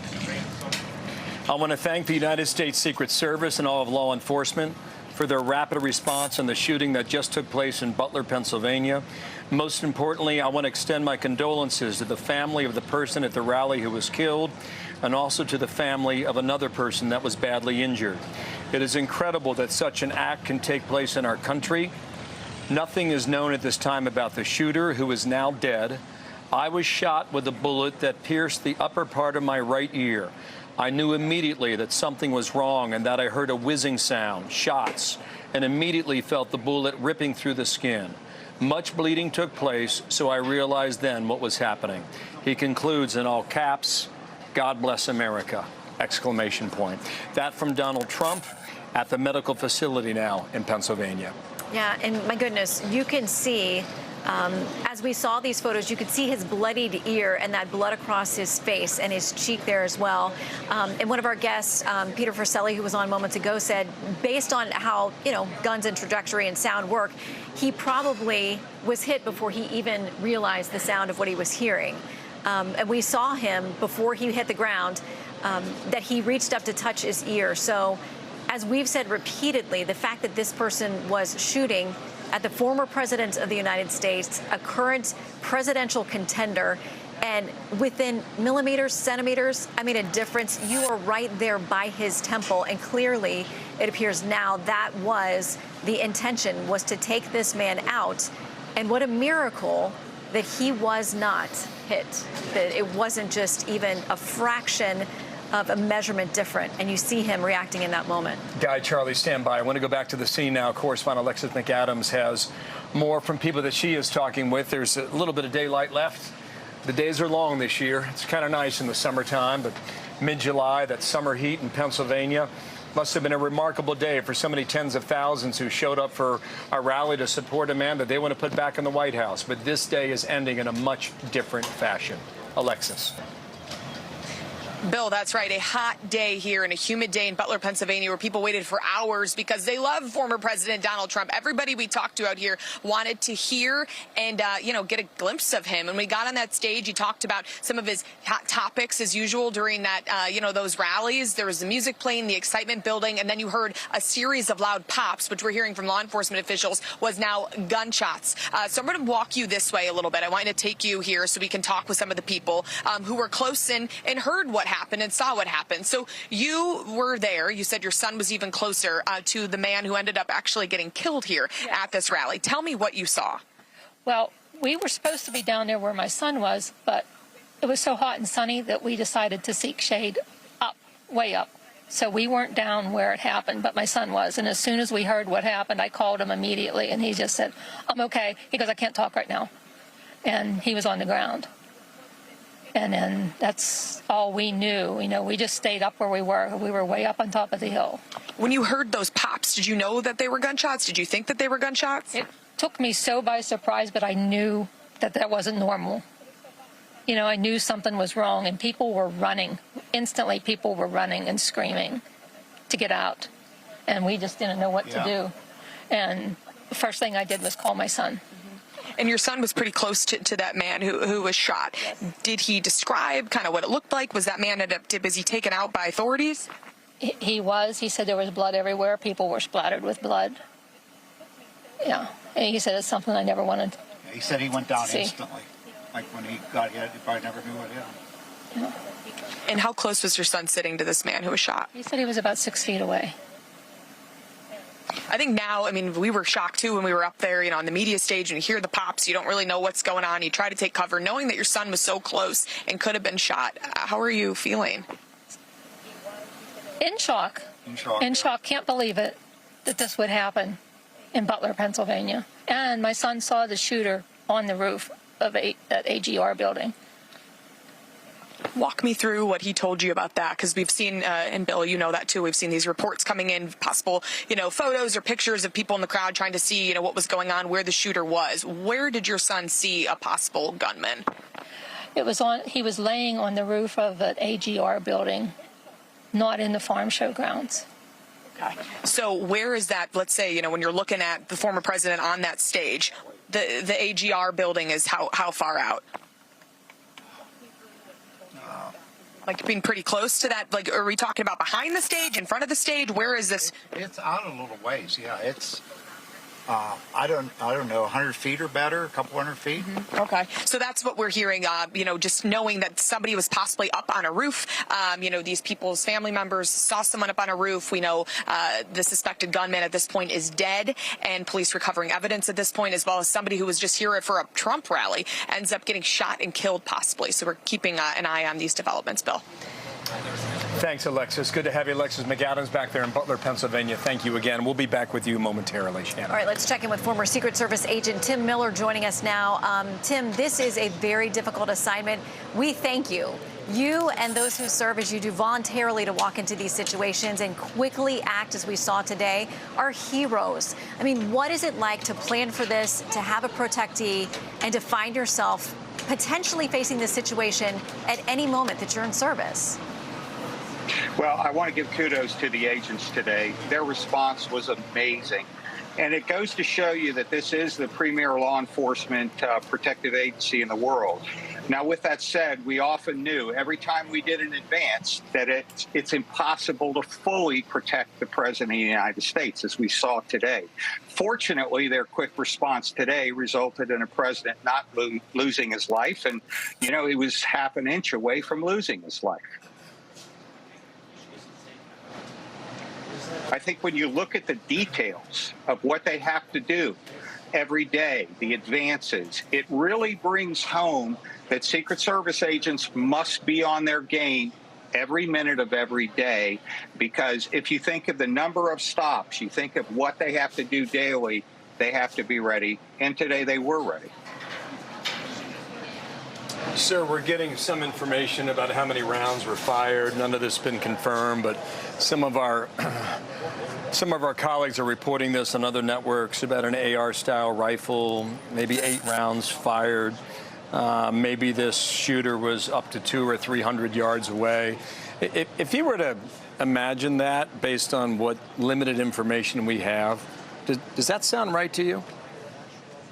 It absolutely does. You know, the effective range of an AR is about 300 yards. And ever since 1963, the Secret Service is very concerned about anybody up on roofs. I saw some reports that people saw someone up on the roof. And if that's true, then the Secret Service has countermeasures to that. So there's a lot of questions to be answered right now. I will tell you it happens in split seconds. So 8 rounds from 300 yards, especially with, you know, the shooters, you know, actually striking at least a portion of the president is very alarming. Sir, thank you very much for your expertise on this historic evening And a day of tragedy for the family who lost their own loved one at that rally, Shannon. It absolutely is, and others that we understand, at least one, maybe others critically injured, and the folks there forever shocked and scarred. And many who were watching this live in our country, as we walk through this moment, we want to replay for folks who have not seen this start to finish, so you can see the reaction as the moment President Trump realizes something has gone very wrong. By his own account moments ago, he says he knew that he had to get down, that there was something terribly wrong unfolding. He heard the shots. We'll let you watch for yourself through the moment that you see this. When he lifts his fist, lets people know as he is hurried away by the Secret Service that he's going to be fine. Take a look at what happened.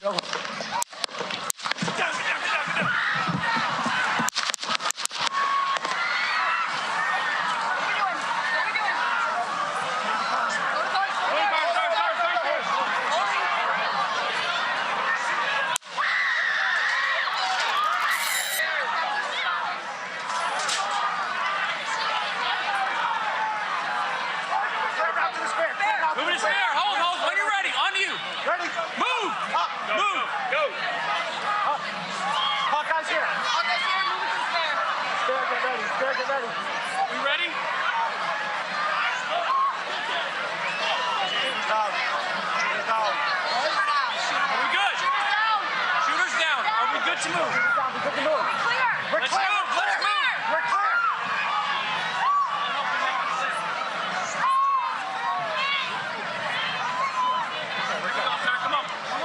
Let me get my shoes. I got you, sir. Let me get my shoes on. Hold on, your head is bloody. So we got to move to the bus. Let me get my shoes on. Okay, watch out. Wait.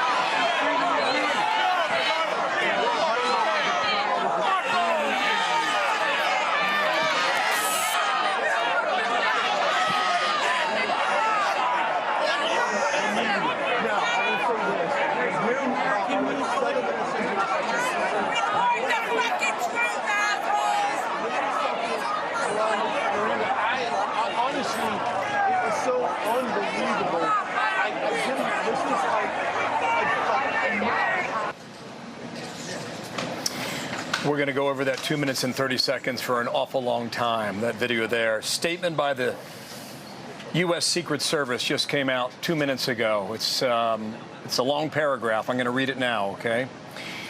During former President Trump's campaign rally in Butler, Pennsylvania on the evening of July 13, at approximately 6:15 p.m., a suspected shooter fired multiple shots toward the stage from an elevated position outside of the rally venue.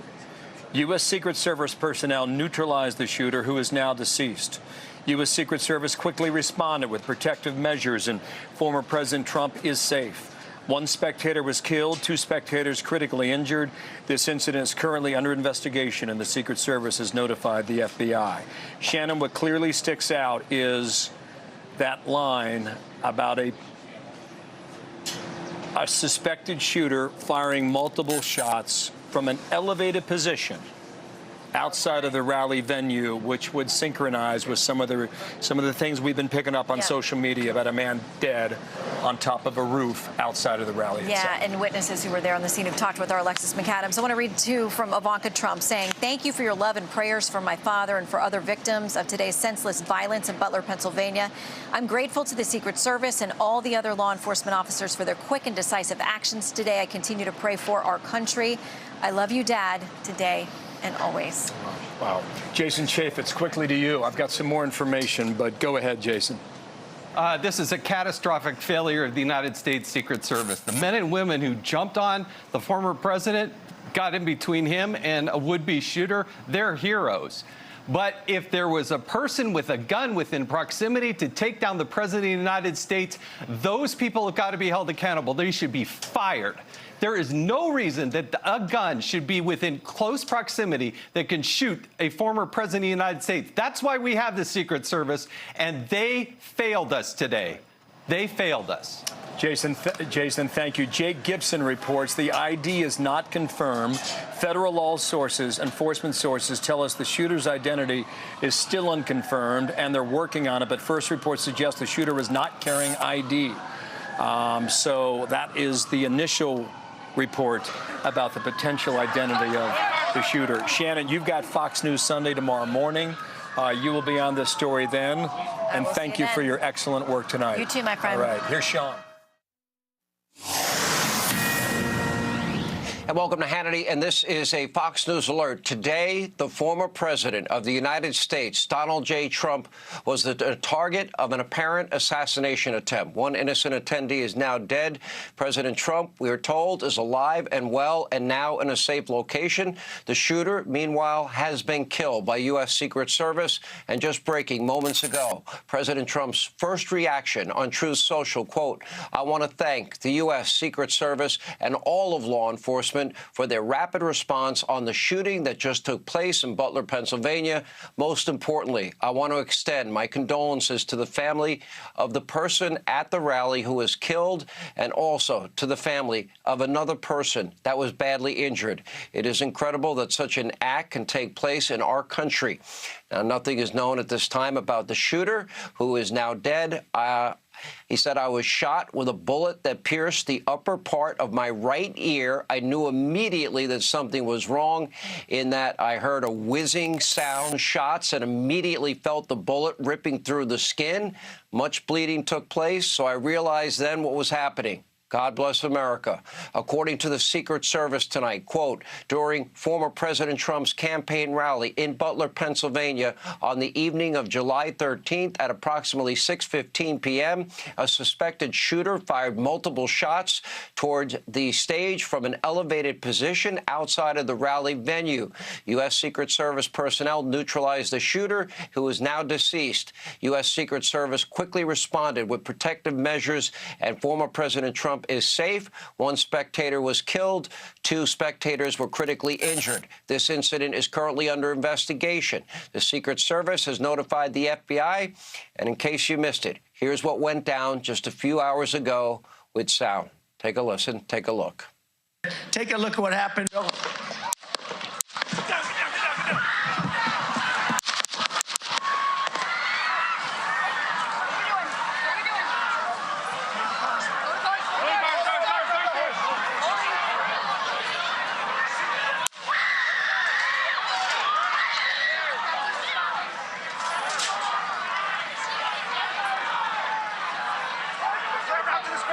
Move it there. Hold.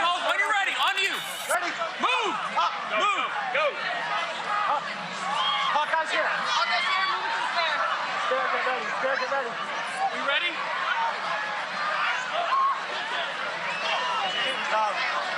Down. Are we good? Shooter's down. Shooter's down. Are we good to move? Shooter's down. We're good to move. We're clear. Let's move. Let's move. We're clear.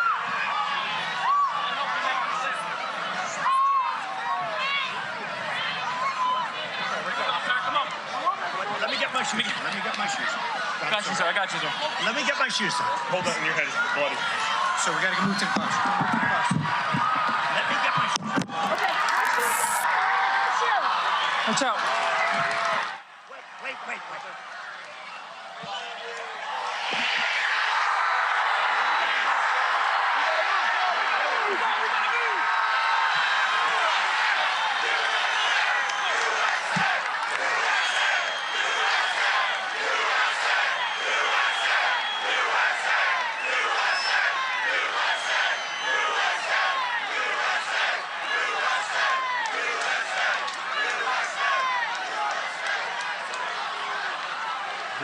All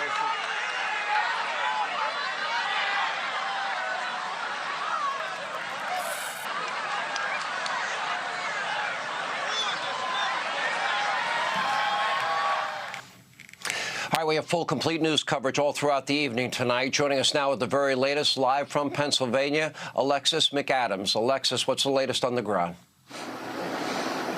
Hi, Sean. Well, being there in that media area, in the press area, watching the former president speak, he was just getting into immigration. The excitement was building. People were clapping and cheering, yelling, "Make America Great Again." And then you heard a series of loud pops. People really didn't even have time to react. Some people did hit the ground. Then we saw the Secret Service rush in. We're talking about the federal, the state, and local agencies doing everything they could as the former president then went down, Sean, right behind that podium. Coming back up a short time later after somebody yelled, "The shooter is down," with law enforcement, and on his ear you saw some blood. So that happened so quickly, and people came out here to support the former president. They were excited to see him, and then they left with this horrible tragedy. Take a look here. We're going to pan, Sean. You can see what's going on in Butler, Pennsylvania. It's cleared out now, but for hours after that shooting, people were stuck in traffic trying to get out because it is an active crime scene. So we're trying to piece this all together, and that includes talking to witnesses like Brandon, who you said you were up there pretty close to where the former president was speaking. What exactly did you hear and what did you see?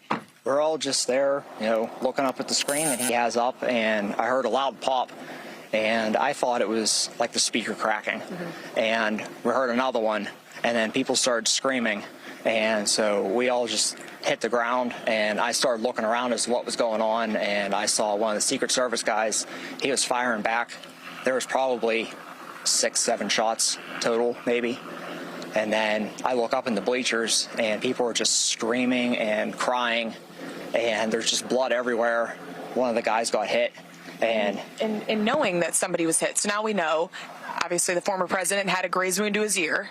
He's expected to he'll be okay, he says. But to know somebody who came to this Trump rally just like you, that was sitting right by you, doesn't get to go home tonight with their family. You said you were sitting there and you saw the man who was shot actually near his family, and they were crying. What else? You went through the scene a little bit. What did you see? It sounded kind of gruesome. Yeah, there was blood all over his family members. There was a guy up there trying to administer CPR. It all happened so quick, still trying to process everything. And we're just all down on the ground, and people down on the ground are crying. We don't know what to do. People are just screaming and crying. And then all of a sudden people started standing up, and we start walking out, and we looked on top of the AGR building, and there was Secret Service up there. They were standing around what we now know was the shooter. At that time, we really didn't know where it was coming from. And to set this up, Sean, so when we were inside there, we're in the back with the media, and then when you could see the former president wasn't too far up from us speaking, this was all happening to his right. So this AGR building that we're talking about is the American Glass Research Building. That's at 68th and Whitestown here in Butler, so that's just outside of the ground. So it wasn't like this person entered, because we've been talking about safety and security and the Secret Service doing those pat-downs and checking bags. According to what we know right now from witnesses and the police, is that this person was on a rooftop of this AGR building, which is outside of those grounds. So then you saw the people kind of surround that building. And going back to that man, though, and his family, were people crying and were people running out after they saw someone was shot? No one really started running. We just all kind of hit the ground, and people were yelling for paramedics and police to come. And there was probably 6 or 7 state troopers that just all of a sudden showed up out of nowhere, and they hauled him off the bleachers, and who was dead at that time. Yeah. Okay. Well, thanks for talking to us. I'm glad that you're okay. I'm glad your family's okay. But I think most people are still in shock. Just trying to piece this all together. But it is important to point out, as we look at kind of the layout of where the former president was when he was grazed by that bullet on his ear, and then goes down, where this shooter was, according to investigators, was up on that roof of the AGR building outside of the farm grounds. Sean. Alexis, great reporting. Let's go back to President Trump's statement on Truth Social. It pierced his upper right ear, is what he said. So what we're really talking about here is we're talking about maybe 1 millimeter, 2 millimeters, and he was probably assassinated. That's how close this guy got from this rooftop. How far away was that rooftop where we believe this shooting took place? I mean, pretty close. I'm going to bring you back in a little bit because you know about the layout with this AGR building. I don't really know. I mean, how close is that AGR building to where former President Trump was standing? It's several hundred feet away. Okay. It was directly behind where I would have been standing. So the bullets would have been coming from, my back, just that way. Yeah. And as you said, we're talking about a millimeter. I mean, to graze the former president's ear, and how many people possibly could have also been wounded here.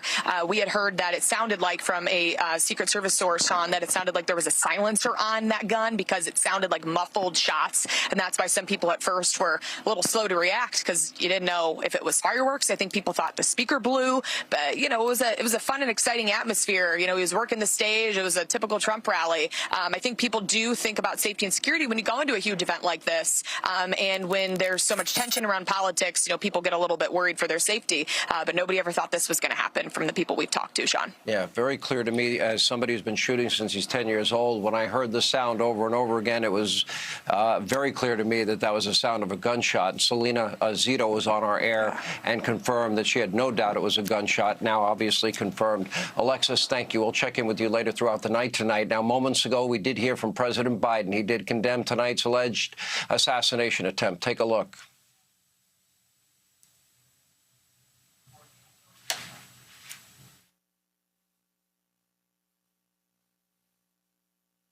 Now, this comes after a fear campaign filled with nonstop vitriol, hysteria against Trump from both Joe Biden, Jill Biden, many other Democrats. There's going to be plenty of time to get into that in the days and weeks ahead, and I'm sure that will be a passionate debate. First, now we go for more and the latest update, our own Peter Ducey. Peter, what's the latest where you are? Sean, the latest is that President Biden says from Rehoboth Beach, where he's vacationing for the weekend, he does not know enough to judge whether or not this was an assassination attempt or not. He says he has an opinion about that, but he won't share it yet. The press pool that is traveling with him on this out-of-town trip has not been told that they can go home for the night. So it's possible we will hear from him again once more information is out there. It is possible that we will just get some more written information. The president says he is trying to get in touch with Donald Trump. I reached out to a White House official. It does not sound like that has happened yet. They're going to keep us posted. And President Biden, the big point that he was making while he was denouncing this action is he said Trump had a rally that should have been able to go off peacefully without any problem. He said the idea that there's political violence in America like this is just not appropriate. He's asking everybody to condemn it. A few minutes after this happened, I phoned a very high-ranking White House official to ask what exactly was going on at the White House, what the National Security Council might know about this, or what would be happening. And this official hadn't heard about it yet. And so this isn't the kind of thing where, even though it is such a potentially destabilizing political action, it's not like everybody at the White House just gets a buzz on their phone that it happened. They find out about this stuff the same way that we do. And we go to a lot of events like this. Trump as president, Trump as a candidate, Biden as president, Biden as a candidate. And it's very notable that they're saying now the shooter came from outside the perimeter, because to get in, everybody has to empty their pockets. You can't have a big bag. If you have a small bag, it gets searched by the Secret Service. Everybody is wanted, and then they go in. But typically at an event like this, they do have, you've got the protective detail that you can see on the screen right now around Donald Trump. But there are many, many layers of security. There are state police. There will be a county SWAT team. There are others in the parking lot, on the roads outside, looking at something like a building with a sight line, it seems like, to the stage. And so that is a big part of the reason why there are already congressional requests to investigate the Secret Service response here. James Comer just sent out a statement that said he has already reached out to the Secret Service, asking the director to let them know exactly how this happened. So we might hear some more from President Biden. I also was in touch with some folks from the campaign. They're going to, for the time being, suspend all outgoing political communication from Wilmington. So anything nasty about Trump for the next couple days, it sounds like, is going to come down. And they are in the process right now on Saturday night of reaching out to TV stations and networks to try to take down political ads that are scheduled to run, pro-Biden political ads. They obviously, before this happened, the Biden people are having a bad week domestic politics-wise.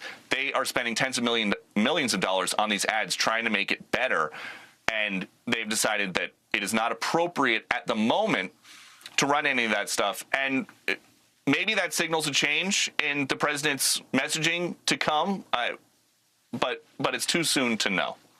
Yeah. You know, Peter, there's going to be a lot of questions in the days and weeks ahead. Certainly, we both agree with that. You heard Alexis's report, and Alexis talked about, okay, the shooter was outside of the perimeter, but it was adjacent to the area in which President Trump was speaking, and you have to wonder, how come that wasn't secured? How come somebody was able to get on that roof? I know a lot of people in the Secret Service. They're very good people in the Secret Service. I want to be fair to all of them, and we saw them act so quickly today, and we were so grateful for that. But certainly that is a question that will be asked in the days to come. As far as the political rhetoric, being called evil in recent days, just yesterday Joe had ratcheted up his record. There'll be plenty of time to talk about all of that, and certainly that will be part of the political process because it's gotten out of hand. There's no doubt about it. Do you think the White House is taking a closer look at that tonight? Well, we'll find out as soon as tomorrow, because President Biden is supposed to resume some political travel. He's going to go, at least the schedule as of a couple hours ago, he's supposed to go to the LBJ Library in Austin, Texas to give remarks, and then he was going to go out to Las Vegas for a couple days to talk to various unions that are out there as he tries to stabilize his presidential campaign. If they start to pull those events down tomorrow for the week ahead, that would be a signal that things are really going to start changing. And to your point, Sean, about the Secret Service response here, when you go to an event like this, there are the Secret Service agents in suits like the ones that you see in this clip that we are running of the president being saved. But there are also a lot of Secret Service agents. They have counter snipers that go there, and their job is basically to figure out where a sniper would be at an event. They know where the podium is going to be, and they're using binoculars. They go to things like an adjacent rooftop a couple hundred yards away and make sure that the coast is clear. I'm not in Pennsylvania for this event, and so I don't know exactly what the protocol was today, but typically that is the kind of thing that you see. They do have contingencies in place to prevent exactly this. So it's very, very... something went very wrong with the preliminary planning of this event. Yeah, especially because it was outside the perimeter, but very close to the venue and on a rooftop. Obviously, that would be one of the places I would imagine that they'd first be looking at. Peter, stand by. We'll get back to you throughout the evening tonight. Thank you. We appreciate it. Moments ago, former Attorney General Bill Barr, who has sometimes been at odds with President Trump, told Fox News Digital, quote, the Democrats have to stop their grossly irresponsible talk about Trump being an existential threat to democracy. He is not. Here now with reaction to the horrific events of the day, America's Newsroom co-anchor Bill Hemmer, along with fellow co-host and co-host of The Five, friends of mine, both Dana Perino. Looks like both of you guys are in Milwaukee tonight. There's two things that really stand out, and I did speak to somebody that was with the president in the hospital, and I can report this part, is that the president walked into the hospital. He was fine. He was in good humor, in good health. He had a full understanding of what he had just been through.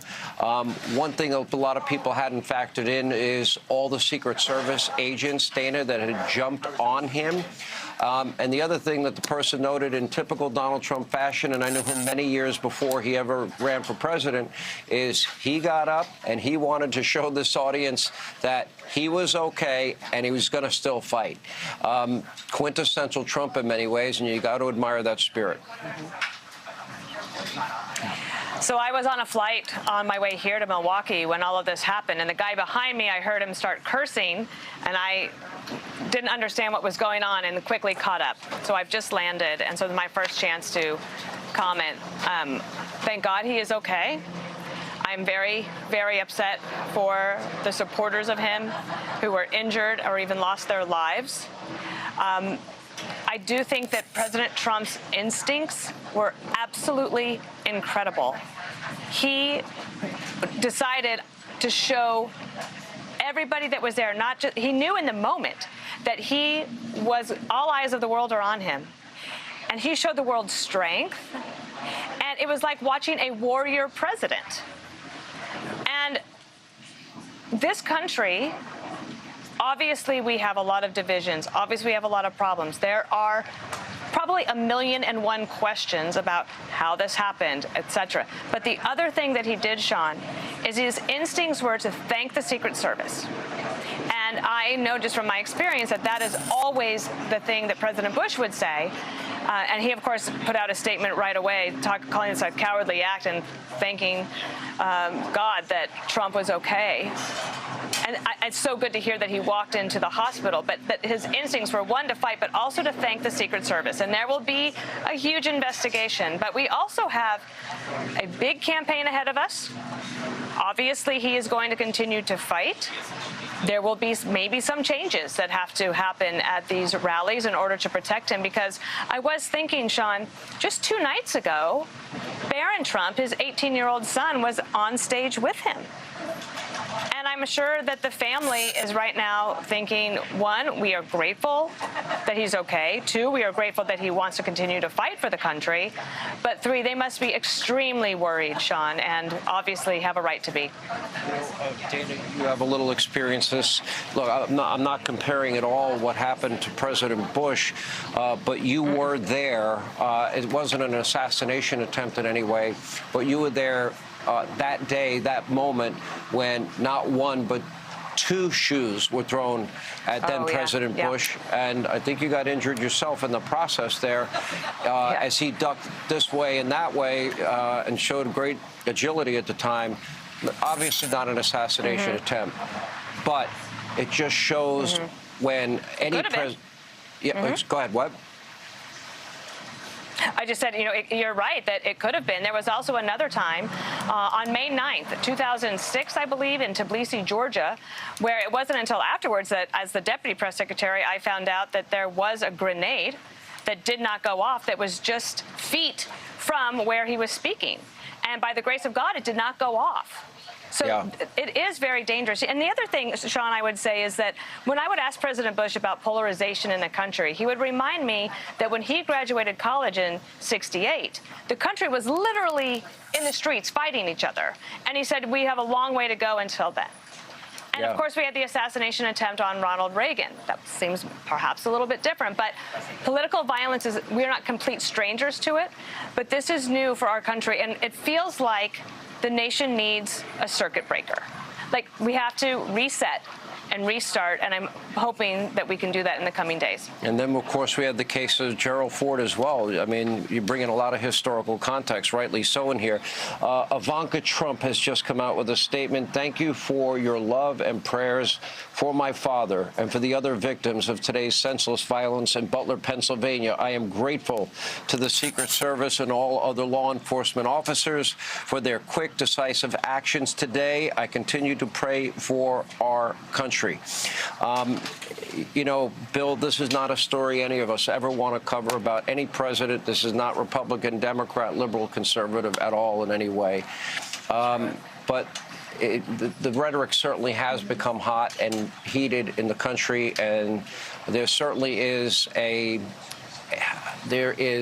almost unbridled hatred on the hard left for President Trump. That will be examined in the days ahead.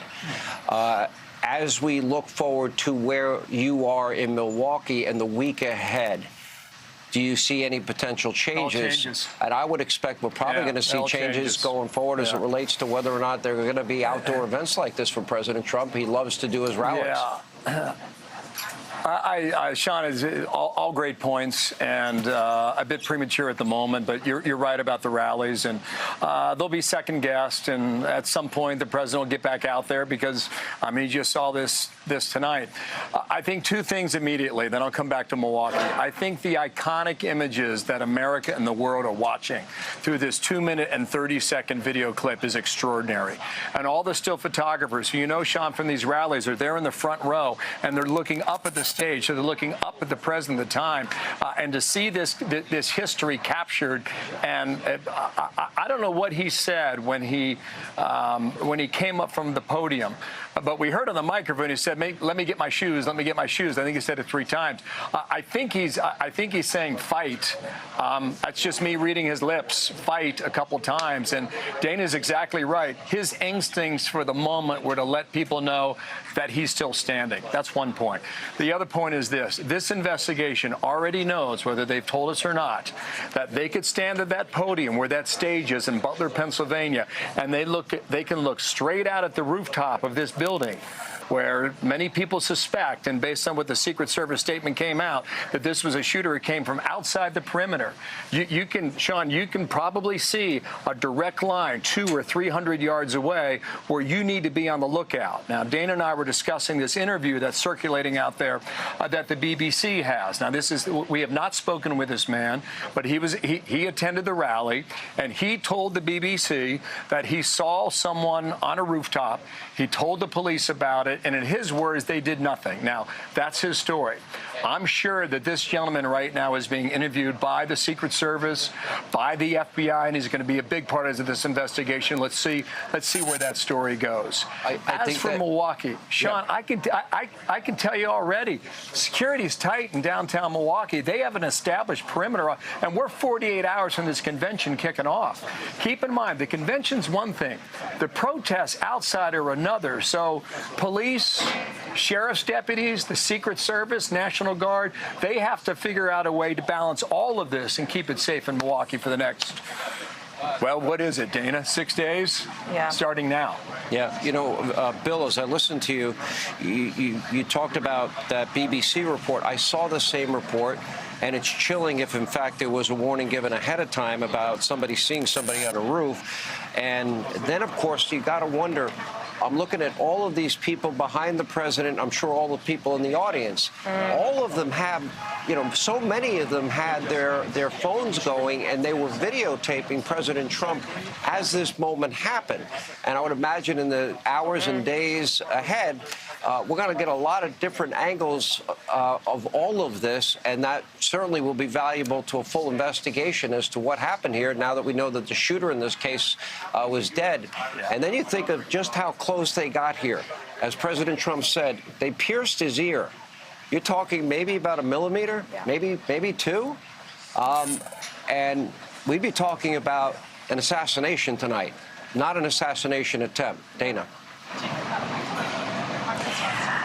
That is it's so chilling, and I think it will take all of us some time to actually process it. Right now, of course, we're trying to report the news as quickly as possible, but that deeper feeling of, oh my gosh, like, he almost could have died right there in front of everyone. And you think about, Sean, even, for example, the big political violence that was international in scope, right? 9/11, the attacks there.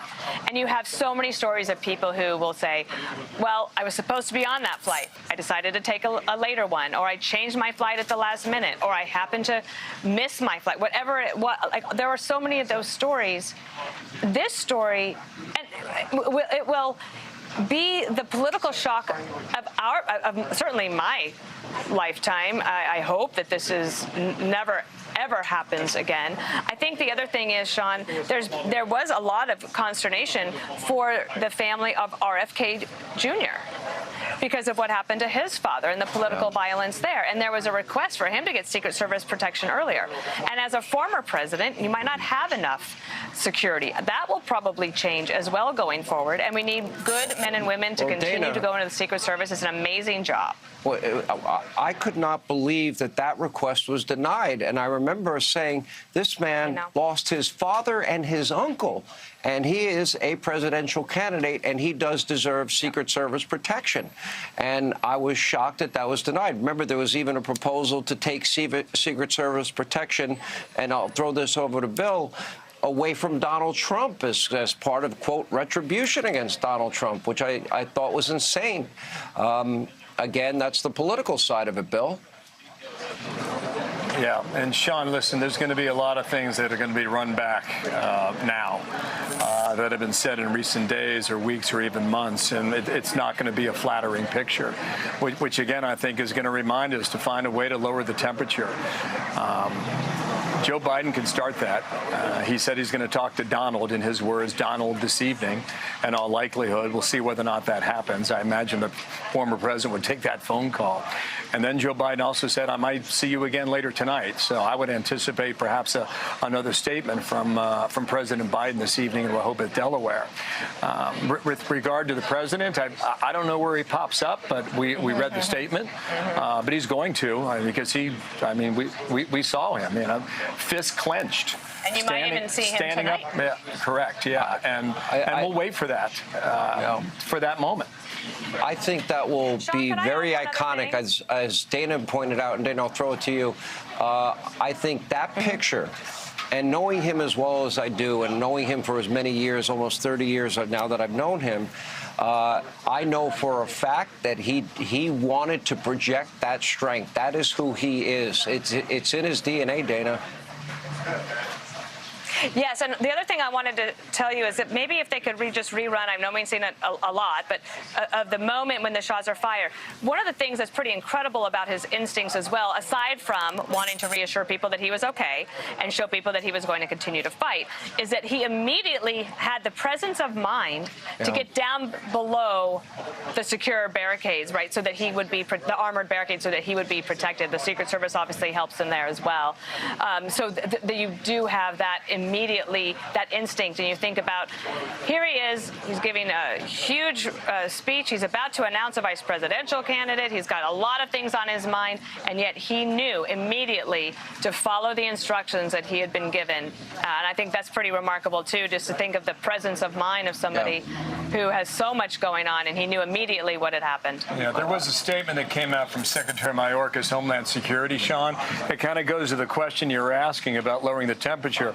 Here's the quote: "We're engaged with President Biden. We're engaged with former President Trump and their campaigns. We're taking every possible measure to ensure their safety and security. Maintaining the security of the president's candidates and the campaign events is one of our department's most vital priorities." So we'll see where that statement goes. Already there are calls from James Comer and the Republican House side, according to our Chad Pergram just moments ago, that he wants to meet with the Secret Service early next week and get this investigation going ASAP. Yeah, he did say, I thank the brave Secret Service members who put their lives at risk to protect President Trump, and for the American patriots in the audience who helped innocent victims. Political violence in all forms is un-American, unacceptable. And then he did add, as you rightly point out, Bill Hemmer, there are many questions and Americans demand answers. I have already contacted the Secret Service for a briefing, and I'm also calling on the Secret Service Director, Kimberly Cheadle, to appear for a hearing,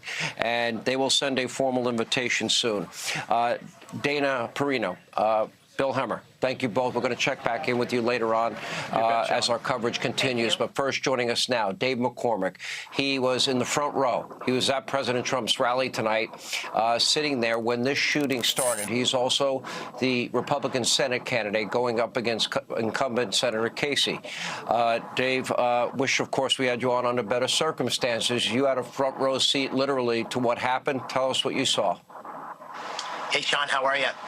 Well, you know, I had met President Trump a little bit earlier when he first arrived, and he had come out on the stage and had actually announced and asked me to come up on the stage. And then he said, no, hold off. I'll have you up here a bit later. And then within a minute or two after that, we heard these shots. And it was almost in slow motion, a series of shots. It seemed like 7 or 8. And the president obviously went down and had the Secret Service covering him. And then, as you said, kind of rose and had the Secret Service as a phalanx around him, and you see him putting out his fist in both defiance and reassurance. And and some in the crowd even chanting at that point USA. And then over my shoulder, I realized that someone else had been hit. And unfortunately, someone behind me had been in the stands and had been shot, and it looked like he was very seriously wounded. His people next to him were trying to treat him, but there was a lot of blood. And so you have the entire 15,000 people, many of them on their knees, down because we didn't know if the shooting was over. We didn't know if there was one shooter or two shooters. And the president, showed real strength and composure and reassurance as the Secret Service moved him out, and eventually the crowd dissipated. But we really didn't know what was going on. It was very chaotic, as you might imagine. But it was clear that somebody, at least one person, maybe more, had been hurt seriously. To be very clear, as I have listened and watched this 2.5-minute video over and over again, Dave, it was very clear to me. There was no ambiguity in terms of what that sound was. Selena Zito, who I know you know very well known in Pennsylvania for her politics, and God bless the people of Pennsylvania. I hear that there was a lot of heroism on the ground. We'll hear these stories in the days to come. But there was no doubt in your mind what you heard was a gunshot. Selena said there was no doubt in her mind. Yeah, I mean, certainly after the first pop, then there were several pops in succession. It was clear that it was a weapon. It was clear it was a gun. And frankly, I couldn't tell exactly where it was coming from. It certainly seemed like it was coming from his left, but I also thought there was even a possibility of multiple shooters. And it was very unclear, but it was clear it was at least one shooter, and it was a semi-automatic, weapon where you showed one shot after another. And it was clear that it was obviously directed at the president, as evidenced by the fact that the first round just barely hit him. And so it was clear it was an attempt on his life, and it was ultimately one that unfortunately took the lives of others. Yeah, it's very scary, and not something that is common in Butler, PA, your home state, your home area. Dave McCormick, thank you. We appreciate you being with us, and we'll have you back on, I'm sure, soon. All right, here with more reaction, former Speaker of the House, Fox News contributor Newt Gingrich. We've been friends a long time, Mr. Speaker. I was the MC the night you became Speaker of the House in 1994, in that historic election. You've been through a lot of tough elections over the years. They're all tough elections. This is a pretty divided country at this time. And I just wanted to get your thoughts, more than anything else, beyond being a speaker, and a great speaker I believe you were. You were the last speaker to balance the budget, not once, but I think it was 2 years in a row, maybe 3. You're a historian. From a historical perspective, we have had assassination and assassination attempts before. That's clearly what happened here tonight. And it looks like this shooter came within a millimeter or two of an assassination tonight. And it's shocking the core of a nation as well. That in an adjacent rooftop that this can happen. What's your overall view and your overall initial thoughts? Well, first of all, I'm glad that we had a little bit of time. I was very emotional earlier. I'm not sure I could have done television because I've known Trump for about 30 years. So I'm watching a personal friend get shot in front of me. I mean, it was a very intimate moment for millions of Americans. And it was a providential moment. If he had turned to look at that big screen, and when he was turned, the bullet would have hit him here. When he turned back, it hit him here. That's how close he came to being killed. And I think we need to understand that this was providential, and he reacted appropriately. But I also will tell you, he has been vilified by Joe Biden and the Democrats and the left wing more than any president since Abraham Lincoln. And this was a political act. It was a deliberate act. And as you know, because we've talked about it off air, I've said for 4 months that when all the legal baloney fails and when they begin to realize he is going to win, that violence is the next thing because they're that desperate. And I think we need to understand, people in this country have got to decide, are we going to be Americans and talk with each other as Americans, or are we going to become two bitterly divided factions? And right now, if you read what Joe Biden said last night, he's clearly in the bitterly divided side. If he has to totally split this country in order to try to retain office, he'll, at least through last night, he'll say anything no matter the consequences. This is a very, very dangerous moment. And I also have to say, I think the President Trump's courage, and here I echo what his son Eric said, his courage at walking off with the bleeding and putting up his fist and saying fight, to remind the crowd that he was going to go on, and as our champion, he wanted us to go on with him. I thought that'll go down in history, and that will help define who Donald J. Trump is. You know, I'm listening, and it just, I've known him 30 years like you have, Mr. Speaker, and I had a lot of the same emotions that you had at the time. And then when you point out very vividly and very accurately how close he was to being assassinated tonight, it is chilling. And this should transcend all politics. And yeah, and remember that this is a Biden administration which, as you pointed out, has refused to protect Robert F. Kennedy Jr. even when his father and his uncle were assassinated. This is the Democrats in the House actually introduced a bill to strip Donald Trump of Secret Service protection. I mean, these people are crazy, and they are willing to do virtually anything. And tonight we were winded. This is not a game. This is not just politics. This is history. And the history of the United States will be written in the next few weeks between having a huge victory to bring us together and gradually disintegrating into a country that's at war with itself. Yeah. You know, it really is funny, and I kind of have an ongoing joke with the president. For whatever reason, I'll say to him, kidding around, when we're just talking as friends and it's not in a professional capacity, I say, you know, God loves Donald Trump. As perfect as you are. It's sort of a joke that we had.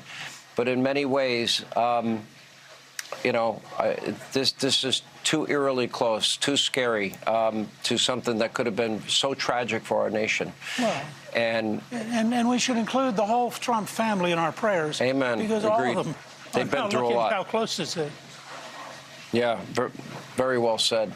Mr. Speaker, appreciate you as always. Thank you, sir, for being with us. Yeah. We turn now. Thank you. To our next guests, who were 4 rows behind Donald Trump during tonight's shooting, Robert Razzano and Thomas Lepore. Thank you both for being with us. Robert, let's start with you and get your take. 4 rows behind, what did you see? Sean, you know, it was just it was a really surreal moment. You know, just 10, 15 minutes prior, we're sitting there, we're watching former President Trump, you know, give a great speech. The crowd was electric despite, you know, the heat, the weather. You know, we saw him come out to God Bless America. And it was just a great moment. You know, the crowd was just really happy to hear him and see him and be there. And, you know, then all of a sudden, mayhem, you know, ensued, and we heard probably 3 to 4 shots ring out, and you know, most of the crowd had hit the ground after that. You know, we heard several more shots ring out that sounded, you know, a lot more powerful. We assumed that it was, you know, Secret Service because they were a lot closer. And then, you know, we looked up. And you could see in the stands that there were several bodies, unfortunately, that were on the ground. There was a good deal of blood, and it looked like law enforcement was carrying a body out. You know, we weren't sure, you know, who it might have been. But the next thing that I knew, Sean, was we looked up and we saw the president. He stood proud. Secret Service had helped him up, and he pumped his fist at the crowd. And you know, the crowd went nuts. You know, we started chanting USA, and, you know, there was a sense of relief, I think, that overcame us because we were just happy that, you know, President Trump was okay. Yeah, it really is. And let me get the take of Thomas. Thomas, tell us what you saw and if it was any different. And I do appreciate both of you. I guess you were both in row 4, Thomas. Is that true? Yeah, that's correct. before I get started, obviously my thoughts and prayers go out to the Trump family and the innocent bystanders who got hit today as well. It's very disturbing. We were only, 4 roads back from President Trump. The crowd was awesome. It was 90 degrees all day. We stood outside for, 6, 7, 8 hours waiting to see him. And when he comes out, it's unmatched. There's no one like him. It's electric. We love it. And it's very disappointing what happened. We have a group text that we talk about, a lot of political things, and we had this, we had this in our back of our mind, like this is our last attempt to take him out, and it happened, 5 rows in front of us, which is very shocking and disturbing. I'm just glad he's okay, but again, I'm very hurt that innocent bystanders had to, they're not coming home to their families tonight. It's disturbing, and it shouldn't happen in this country. Let me ask you, when this happened and you saw the injured people in front of you and you saw what had happened to the president, what was the reaction of the other people in the crowd? Robert, I'll ask you first. You know what, Sean? I think that for the most part, people were stunned. There was just, I think, a sense of shock that came over everyone. I know for my personal sense was, we're in a fishbowl, and you start to hear gunshots and you don't know where they're coming from. And, you're thinking about yourself at that point. Obviously, you're thinking about the president, but, I have 2 small children, and that was the first thing that came to my mind was, I just want to make it out of here to see my kids. Yeah, I mean, it kind of comes down to that, Thomas, in the end, right? You go to a political rally, the last thing you expect is what happened tonight. Yeah, it's just concerning that there was a security breach to me. I don't understand how that happens in this day and age, but again, this is, the climate we're in right now. We need to do better as a country. We need to, not be as divided as we are. And we need to understand that there are different sides. That's awesome. That's great. People have their own opinion, their own voice. But at the end of the day, we're all human. We all have family members.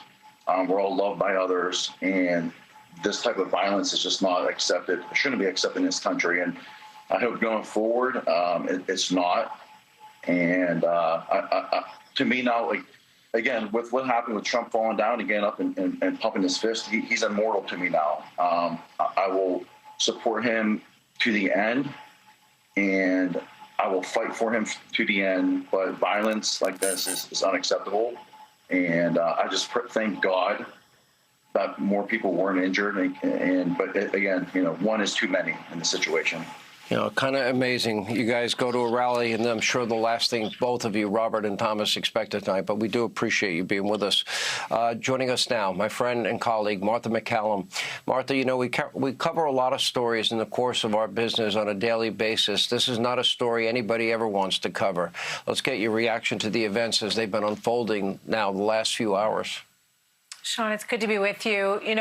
Like all Americans, when I got this news that the president had been shot and was bleeding near his ear, it goes right through you. And it has been 43 years since March of 1981 when, as Americans, we all heard that the president had been shot. And you think of those images of Ronald Reagan being surrounded by Secret Service, being essentially shoved into the back of the vehicle and rushed to the hospital. And we haven't seen that in a very long time. And I think as a country, we got to a point where we thought, well, assassinations are something of the 80s and the 60s, that isn't something that happens anymore. And I thought that Newt Gingrich said it very effectively. I mean, you watch the lean of President Trump's head slightly to the side, and you see that bullet grazed the side of his head. We have been through a lot over the last few weeks with this election cycle and the deep concerns about the condition of the current president. I shudder to think what it would be like tonight, Sean, if the nation was now dealing with what we could have been dealing with here tonight. And it is a moment, I think, for all of us to stop and think about where we are in this country and the danger of putting yourself in this position. And just one other quick thing. I think absolutely it is extraordinary. Would any of us, if I thought I had just been shot, the idea of standing up and instantly wanting to signal to the entire crowd that he was okay and that he was fighting, pumping his fist in the air, there's not too many humans that are made this way. And that is an absolutely extraordinary and historic moment that I think will live for a very long time. And listening to those guests, I think that the passion and commitment that people who support President Trump will have for him, is only it's exponentially increased, likely, because of tonight, Sean. Having known him and have a personal relationship also with him, even prior to him getting into politics, Martha, I can tell you it is in his DNA. I promise you, at some point, I will have a conversation with him, and he will talk about, how'd you like how I got up? And he'll tell the whole story. But I do not doubt it one bit. He will, and he will tell that story. And, obviously those of us that know him on a personal level, and those that don't, there's another side of him that I often said to him, I wish other people knew about him. But that person that got up and telegraphed to the world, he's strong, he's fine, he's okay. And the entire world is watching right now. Absolutely. What is going on here? And paying very close attention. And they've been paying close attention, frankly, since that last debate. And we know that a lot of leaders around the world have been weighing in on American politics and the cognitive state of President Biden, et cetera. But they're watching this, too. And they're watching it really closely. And, America has always been the leader of the free world, and I feel so strongly that we can't abdicate that role. But that was the instinctive part of Donald Trump that I've always known, that would get up and let that crowd know, and also really letting the world know, because they're watching. He's strong, and you know what? You're not going to take him down. And he's also somebody that's been through more than most people, I think, could ever take in any one given life in terms of stress and pressure, and holds up pretty well. I couldn't agree more. I mean, that's the other thing I thought of. I thought of him coming down the escalator and the night that he won, right? There was a lot of joy in the Trump campaign in 2016 because it was like, oh, he's having fun, and, the apprentice and the real estate magnate.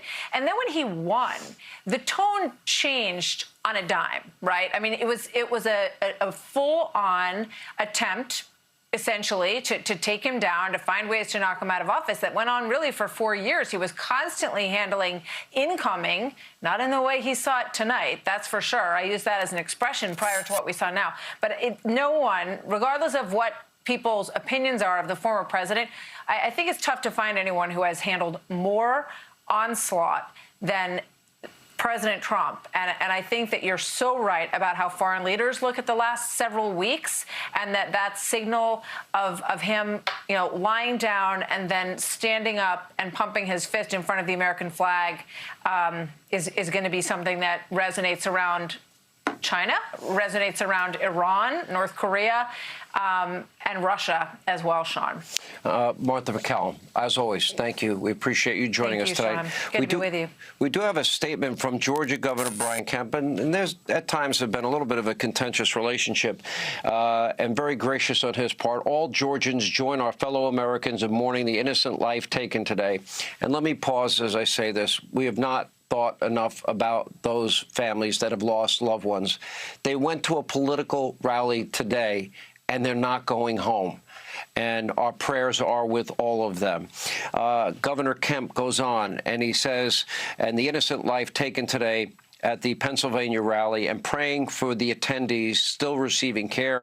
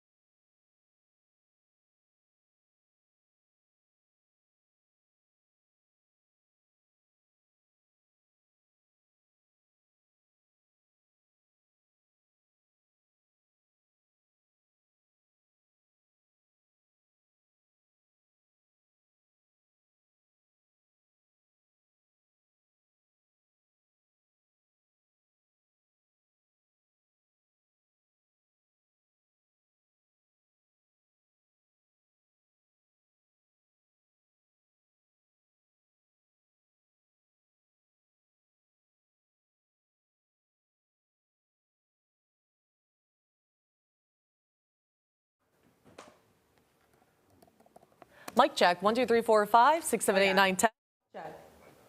Is mine on? I flipped it. Oh, great. Yay, thank you. Hi, mic check. Hi, Scott.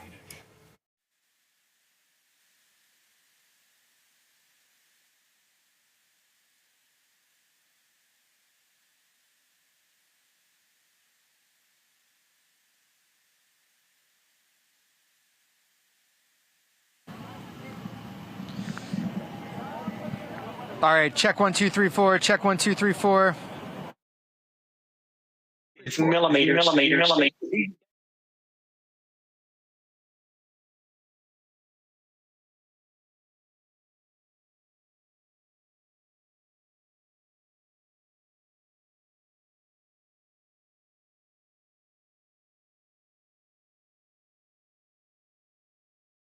Service detail. They are some of the most dedicated Secret Service agents I've ever been around. I've got some serious questions about Secret Service leadership tonight, but I don't have any questions about his detail. His detail is the best they're the best that's out there. And I want to say I have never, Sean, ever been prouder of my president tonight. When he got up and he had blood on his head and he shook his fist, unbelievable. Sean. I know him so well. That was the projection of stretch in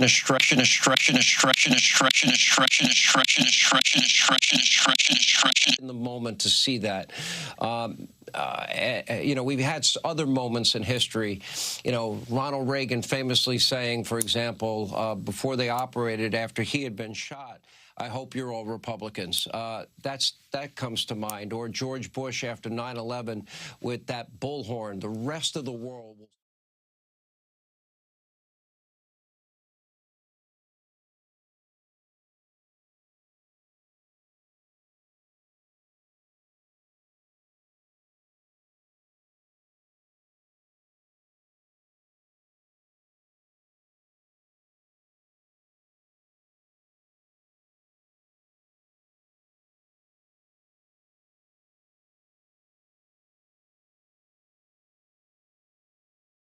Flora Ingram over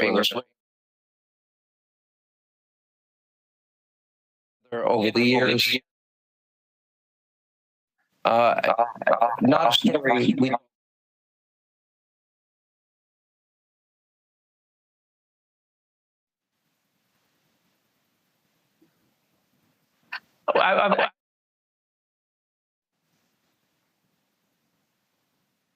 Mic check. Mic check. Mic check.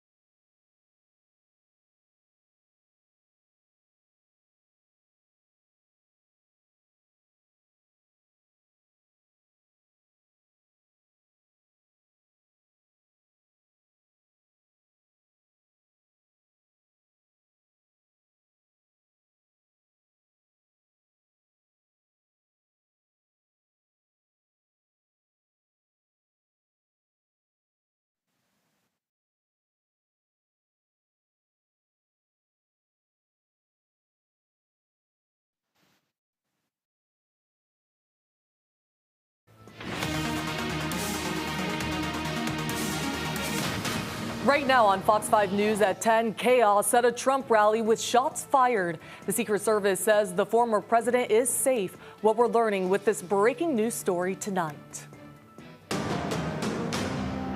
Good evening. The assassination attempt erupting in Butler, Pennsylvania. Former President Donald Trump just injured, sharing a statement on his Truth Social network saying he was pierced in the upper part of his right ear. Lots of information coming into the newsroom, as you can imagine, so let us break down what we know so far. Shortly after 6 p.m., gunfire broke out at his campaign rally. This is about 30 miles north from Pittsburgh, Pennsylvania. Secret Service agents moved in quick and rushed him away from the scene. A prosecutor said the suspected gunman and at least one attendee are now dead. The Secret Service revealed 2 spectators were critically injured. Here's how the shooting played out in real time. Take a look at what happened.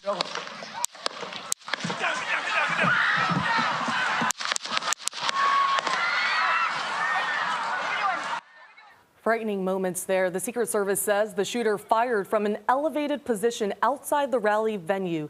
Agents then, quote, neutralized the shooter, who is now dead. The agency repeating that Trump is safe and is being evaluated.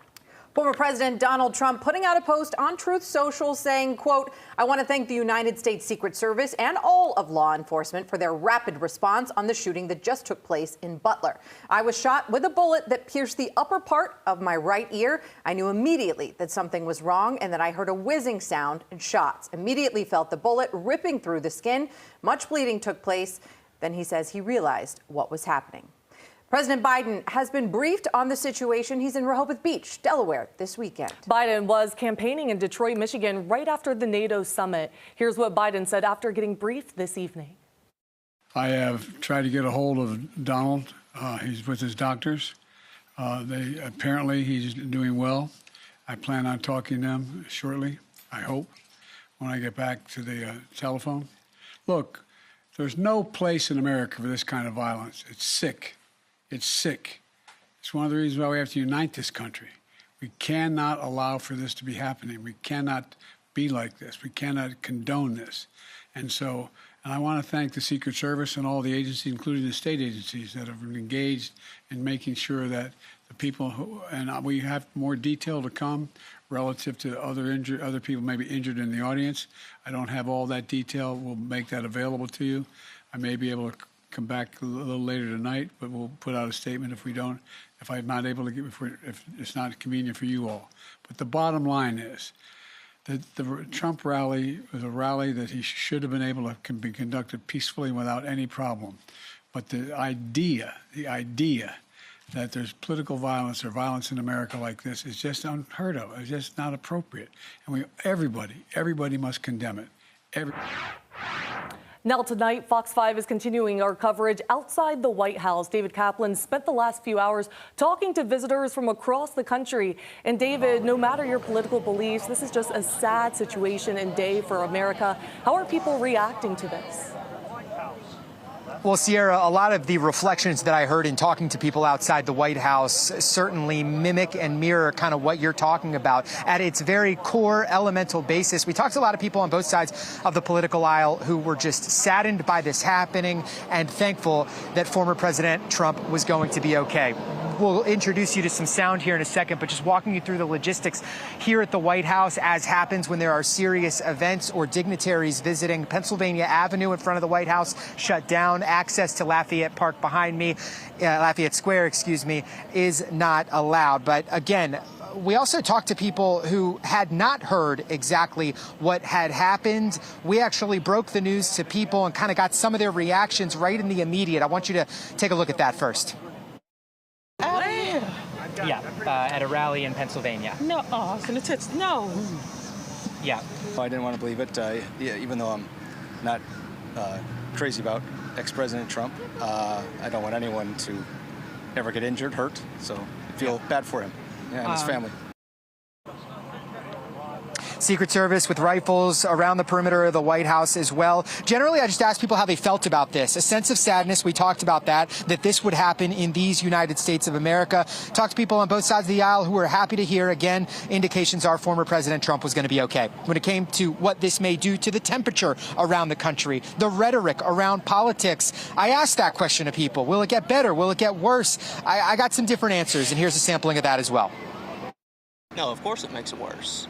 I mean, with everything that's happened the past week with Biden fumbling and Trump, of course, mocking him, which is what he does. It's only going to get worse. You know, opportunities like this, we go one of two directions. We either further allow ourselves to be divided, or we find areas of commonality and things we can all agree on and come together on. I think this is one of those opportunities, and I hope President Biden takes the opportunity to do just that. So we spoke with that last man before President Biden spoke this evening. President Biden, again, calling political violence, quote, sick, and saying that he is trying to reach former President Trump to talk to him just about this incident. So certainly that conversation around political rhetoric is certainly something that we can expect to hear more of. We are seeing a lot of leaders on both sides of the aisle, political leaders, indicating that this is a sad day, that they are happy that President Biden is going to be okay, and condemning former President Trump is going to be okay, and condemning all forms of political violence. Back to you. Yes, many people online hoping this incident calms down any political rhetoric. David Kaplan staying ahead for us tonight outside the White House. Thank you. The shooting shocking the nation, and it comes just days before the Republican National Convention is set to begin, where the GOP will nominate Trump as its candidate. Fox 5's Tom Fitzgerald is flying out early tomorrow to Milwaukee to cover the RNC. And Fitz, the entire convention suddenly going to look very different now. Well, clearly we are at one of those inflection points that we reach in history. Anytime you have an attempted assassination of, either a former president of the United States, a candidate for president of the United States, with the country's political temperature already at a boil right now, this sets the stage for, what was supposed to be, Donald Trump's solidifying his control over the Republican Party over the next 4 days in Milwaukee, Wisconsin. Now, we were expecting that within the next 48 hours, we were going to hear, who President Trump had picked as his vice presidential selection. However, all bets are off on that right now, especially in regards to the primary concern right now being the former president's medical condition. The way the convention rolls out, it starts on Monday. The president or the former president, I should say, is due to make his acceptance speech on Thursday.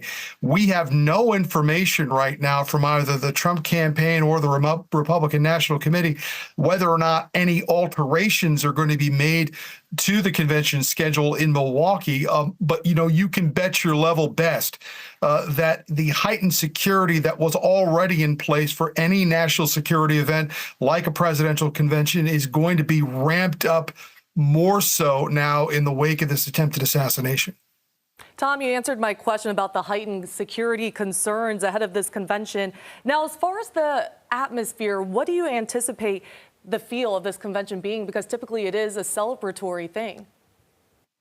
Well, that's it. The trajectory of this thing just took a completely different turn. 8 years ago, when we covered the Republican National Convention in Cleveland with Fox 5, it was a very different scene. Donald Trump was an outsider back then. There were still large, leaders in the Republican Party who were cool to his ascension as the presidential nominee. This 8 years later now was supposed to be completely different. The focus was going to be on the unity of the Republican Party. That is likely to stay intact and even be strengthened by all this. But there's also, the incalculables of all of this. Is he going to be able to, maintain the calendar that they had probably and likely had set out for him in order to capitalize on this worldwide media attention that was going to be in Milwaukee over the next 5 days in order to cover this convention? So there's a lot we don't know right now exactly, what Donald Trump's condition is and what he is going to be able to do, and whether or not he is going to be able to do his full slate of events that usually accompany a political convention like this with somebody being nominated for president of the United States. Absolutely. There will definitely be changes. What those will be, we have to wait and see. Tom Fitzgerald, you have an early flight to catch tomorrow. We really appreciate you staying up late with us to providing your perspective. Safe travels and also safe trip up there. Thank you again. A big question a lot of people are asking is how could this have happened, this major security breach? Joining us to talk about it, friend of Fox 5, a familiar face, former Secret Service agent Jeff James. Jeff, is this an agent's worst nightmare? It is. I was blessed and fortunate in my career to get to speak to and spend some time with men who were involved when President Kennedy was assassinated, and it changed their lives in 100 different ways, and not just changed their careers, but literally changed their whole lives. So for the president to come out of this alive is a big deal, but also him being injured is equally a big deal. Jeff, I want to ask you, that looks as though President Trump was visible even after the Secret Service agents stormed in. You could see shots of his face looking toward the crowd. He stepped up onto the vehicle at one point. You could see him. Is that how it's supposed to happen? I have to tell you, that is the one thing I would have changed. I think everything worked as it should have worked with a long-range threat like we saw today. The agents quickly got to him. They got him to his feet because he was able. They gathered around him and put that wall of body armor and flesh between him and whatever threat may have come next. But when there was that hesitation on the stage, when the president, I should say, was able to show his face and raise his fist, I would have liked to have seen them move him more quickly. And at that point, we don't worry about what the protectee wants. If he wants to stay and make another statement, or if he wants to stay and make that show of heroism, that's great. But that's not what we're there for. We would get him out and get him to the cars, which once they started moving, they did very quickly. But I would have liked to have seen that all happen a little bit faster. We've seen now reports that the shooter was outside the perimeter that was secured by the Secret Service. How do you deal with that after the fact, as the agents are examining how things could have gone better? Yeah, these outdoor events are great for the candidate, because if they do an event inside an arena, they can fit 18,000 people. These outdoor events, they're looking at 25,000, 30,000 people. So they're getting in front of a lot more people. So the candidates and the people holding office really like them, but they are a huge challenge for the Secret Service. That long-range threat, look, our snipers, the Secret Service snipers, are some of the best in the world. They train out to 1,000 yards. But it is that moment, that instantaneous moment when that person pops up on top of a building or an elevated position and starts shooting. Like it takes, if you don't see them do it at first, it takes some time to react. So it is really something that it's a tough answer. It really is a tough answer to neutralize that unless you see it first. Jeff James, thank you for sharing your insights. Stick with us throughout the evening. Jeff will be here to help break down this historic moment in security. Now to an update just in. Biden returning to Washington, D.C. early from Delaware in the wake of the suspected attempted assassination of former President Donald Trump. Plus, we're talking with a GW historian next.